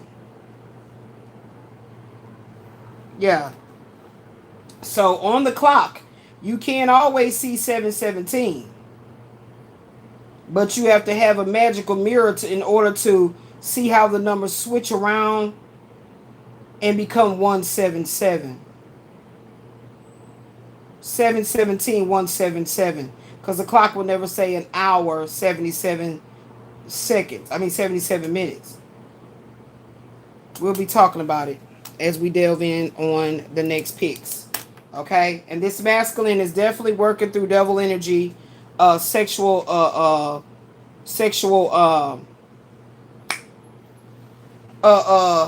can I say?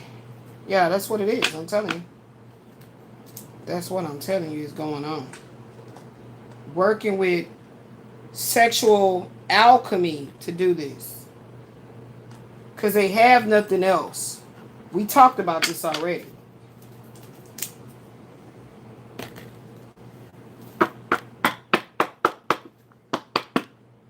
What else we got going on here? Uh-oh. What else y'all telling me? Y'all told me something. I forgot. Didn't you just tell me something?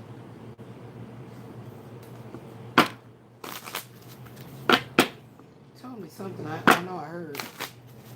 I heard, but I need you to recall it for me. Recall. Something is coming by this fall.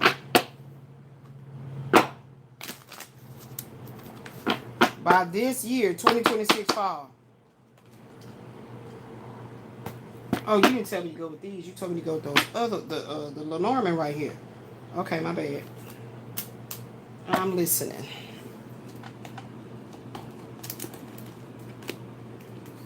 As I come to a close and get ready for tomorrow. Oh, these. We still working with these tomorrow. They said, make sure we keep these very close. We're going to be working with these. Okay, I got that. Anything? Okay, just to sum it up for today. Show me what the energy is. To sum it up for today, what's the energy?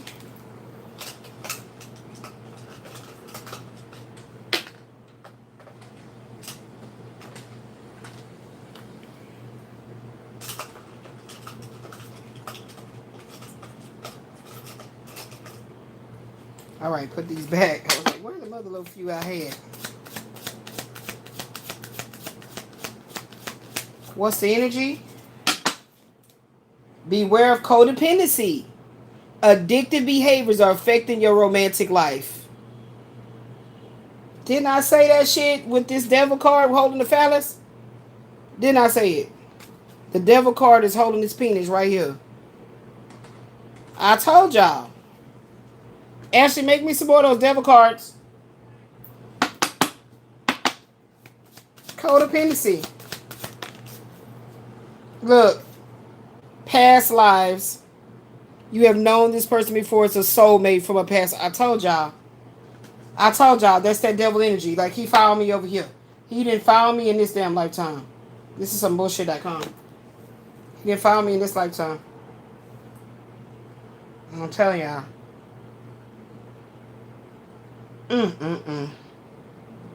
Okay. I'll tell you that. Yeah. There's a codependent energy from a last lifetime that came over here to this lifetime to disrupt the progress. But the anger gonna get even that much more profound knowing that I'm not ever going back to you. Like, let's go on and get the show on the goddamn road. Come on. Because I'm never going back to you. I'm never going to be with you. So it don't matter to me. Well, let's do this. Told you I ain't going to be with you. Didn't I tell you that? Thought I was just talking shit? Thought I was just trying to act like a tough girl? I'm really about this life. I told you I was that. Quasi. I told your punk ass that. What you gonna do about it? What you gonna do about it? Nigglet. Little nigglet. What you gonna do about it? Told y'all. That's the snake. Told y'all that's the snake. Anything else in here? Reaching your goal. That's why I said trying to cut your star power off. Everything you want from this connection will manifest in the near future. Not this connection. I don't want it. This is that new connection that we was just talking about. Okay, but it's something happening by October or some shit. I'm seeing that. But you gonna still reach your goals, Divine Feminine. Irregardless. Unbreakable love. This person has genuine love for you. You can overcome any issues that may arise. Now, this one is tainted to the core. Yeah, unbreakable past lives. You still gonna reach your goal. You see the star power still back there. You still gonna reach your goal. You are enough. The person you're meant to be with will love you the way you are. You don't need to change. You working on yourself actively, so that person is not going to require all this opportunistic. They're not going to require you to already be shiny and glimmery and all that shit, because it says what everything that shimmers ain't gold, but you already gold. You are enough. Different paths. 911 on the clock. Didn't we just talk about Angel 911? Did we not just talk about Angel 911? Look at my TV flashing. Is that you? Oh, I'm about to say, why my damn TV flashing? 911. 911. Y'all are on two different paths. You are not on the same page with this person that you on their mind. That's that devil energy right here. That's right. I told y'all that's him. That's that little Fulio. What this one said. Overthinking, playing negative scenarios in your head. That's what he be saying too. Now it's just the way you be thinking of me. Now it's the truth, nigga. Did I make it up that you had some skillet head ass bitch to call my phone playing? Talking about you her man? Like, I don't give a damn good. Does that mean that he ain't my problem? Is that what you saying? She gonna bust out laughing and hang up the phone.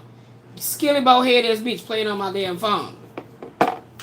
Get your pothead ass on down the road and go and leave me the fuck alone. How about that? I think that's a doable thing. That's a doable thing. I ain't overthinking shit.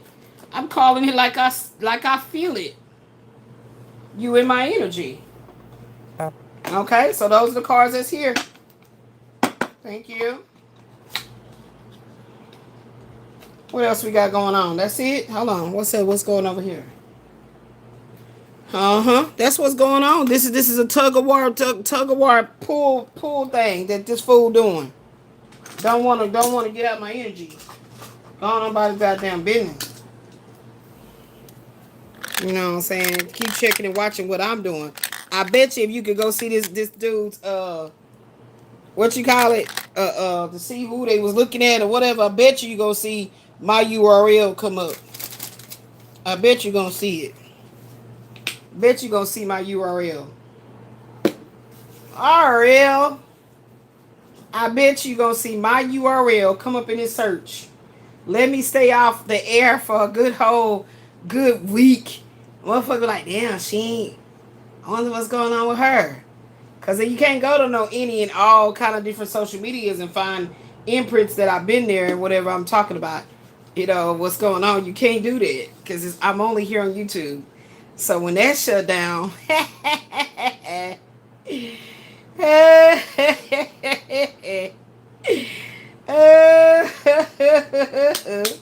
what you gonna do then? You think because I was supposed to be monetized that's supposed to keep me coming? I ain't paid nobody through YouTube. Everything I've been getting through super chats from my own child sending it to me. So, baby boom, please. That ain't gonna keep me on here. I'm not addicted to no damn social media. I don't get into the shit like other folks do or have done. All right. Okay. Woo! Let's get ready for tomorrow. Some people want it all.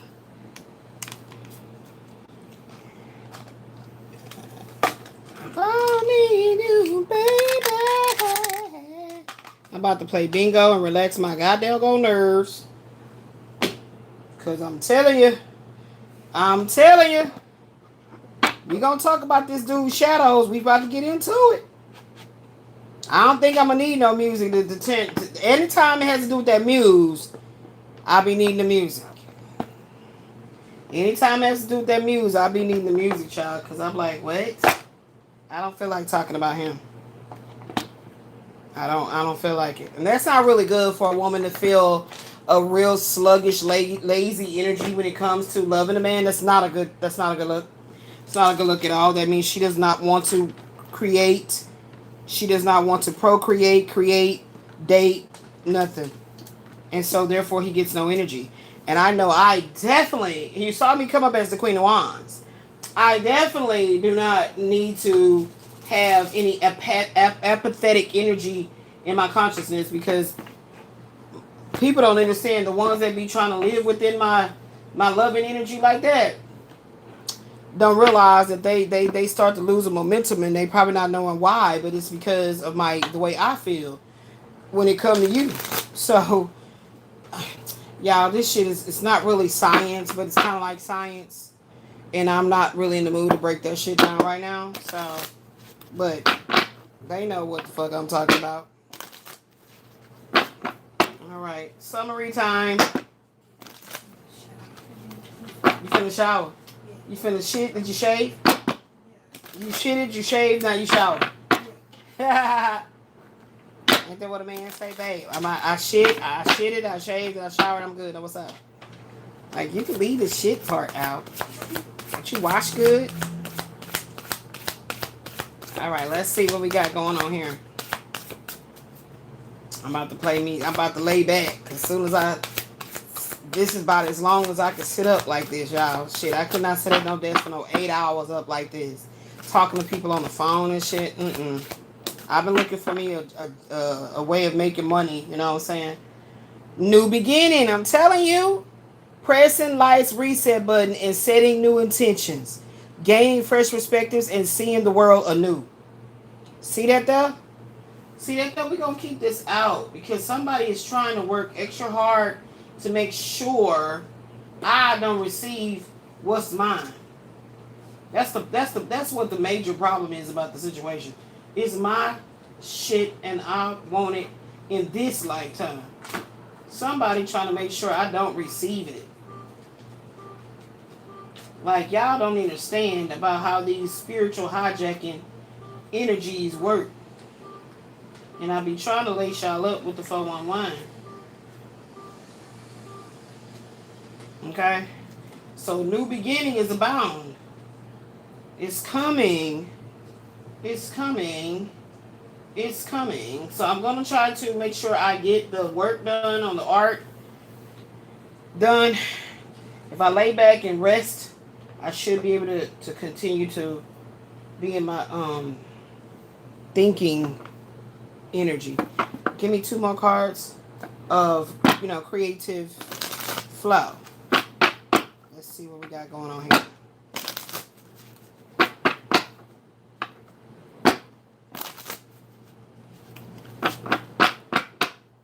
Give me 2 more cards. Okay. Here we go again. Here we go again. Unsettled sleep brings about fatigue, reduced alertness. Your dreams hold messages. Let them guide your intuition. So some dreams about to come through. All right then, I'm here for it. I took off my I don't know if y'all noticed it, but I took off of my moonstone because every time I had that moonstone on, it was not allowing me to lucid dream, so I took it off. Very, very vivid dreams, but I wasn't able to lucid dream, so I was like, no, you got to get off me.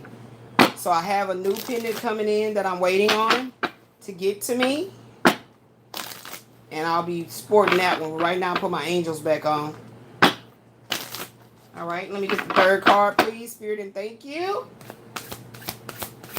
And we're going to come on to a close.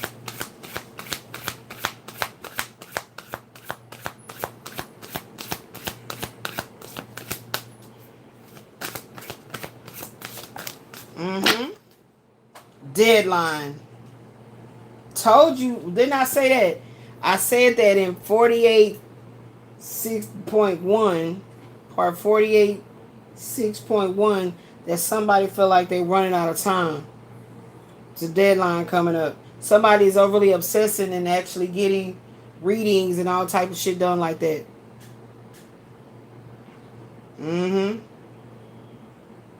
Thinks they're trapped in a procrastination cycle with no end in sight. Yep. I'm telling you.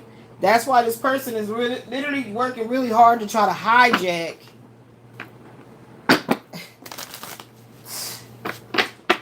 Because they can't get it themselves, man. We gonna work with the sexual tarot tomorrow, too. They can't get it themselves. I just want one more to clarify. They cannot get it themselves.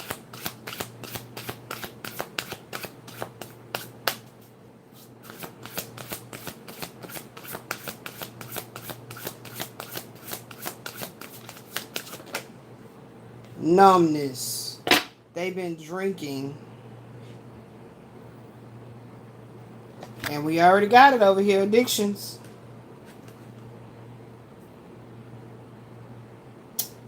Totally been drinking. Gonna keep that right there, right next to it. All right. So, yeah, that's what I needed to clarify that deadline energy. Feeling like they running out of time. Feeling like they getting, older and man, like shit. These women, like nowadays, shit, like yeah, and that's that tower moment energy too. That's that tower moment energy. Let me pull one Akashic because I be needing deeper clarity. We can put these back.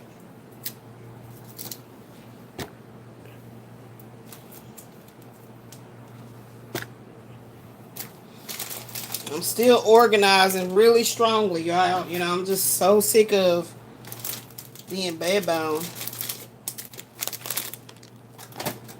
For real, though. Oh, these can go right there. There we go.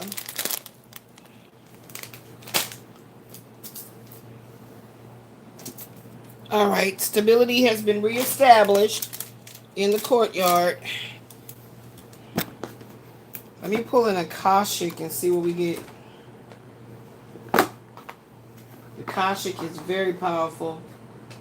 Very, very, very powerful.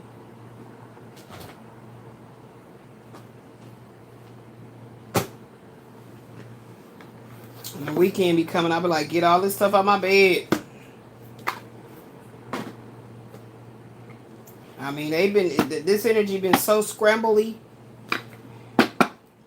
So scrambly, it's like ridiculous.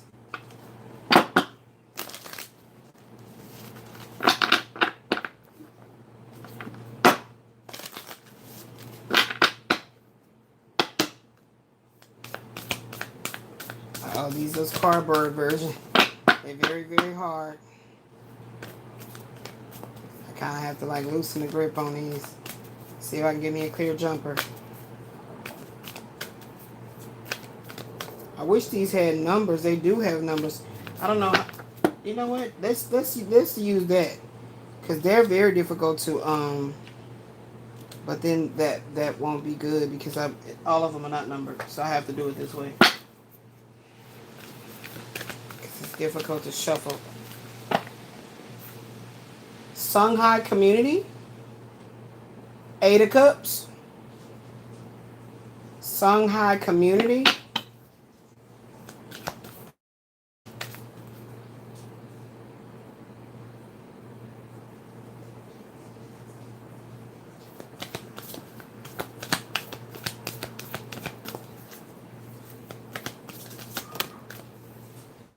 The divine physician.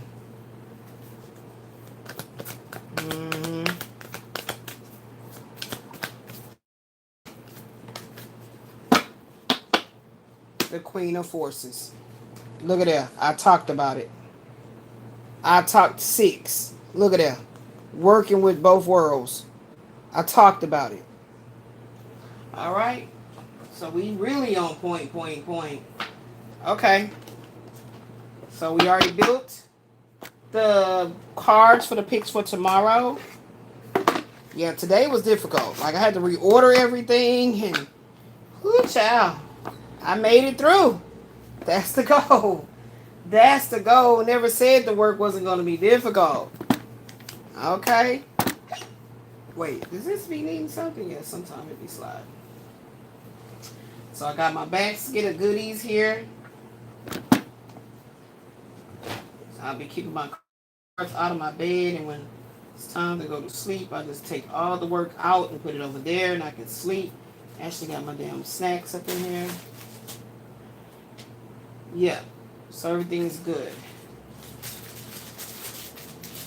Okay. Is that a clear? It's hanging in there. Yeah. All right. Cool beans, cool beans, cool beans.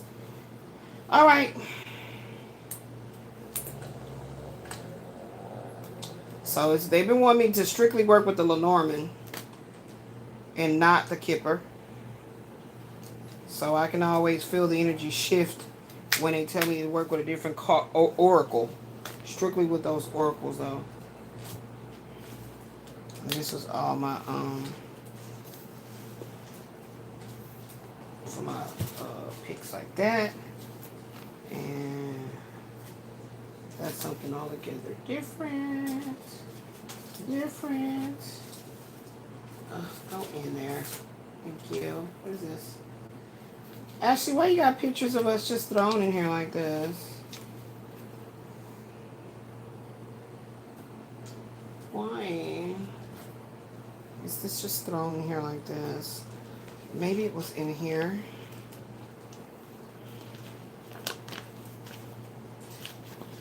Alright guys, so we're going to go ahead and end the stream for today.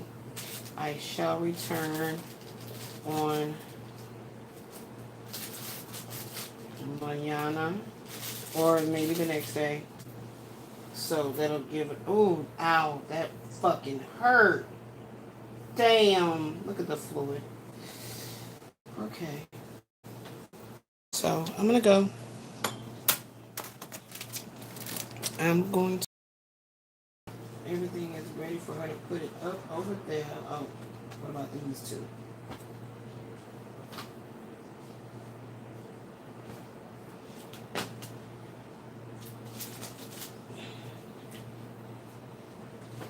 Okay, you can see it right there. Okay.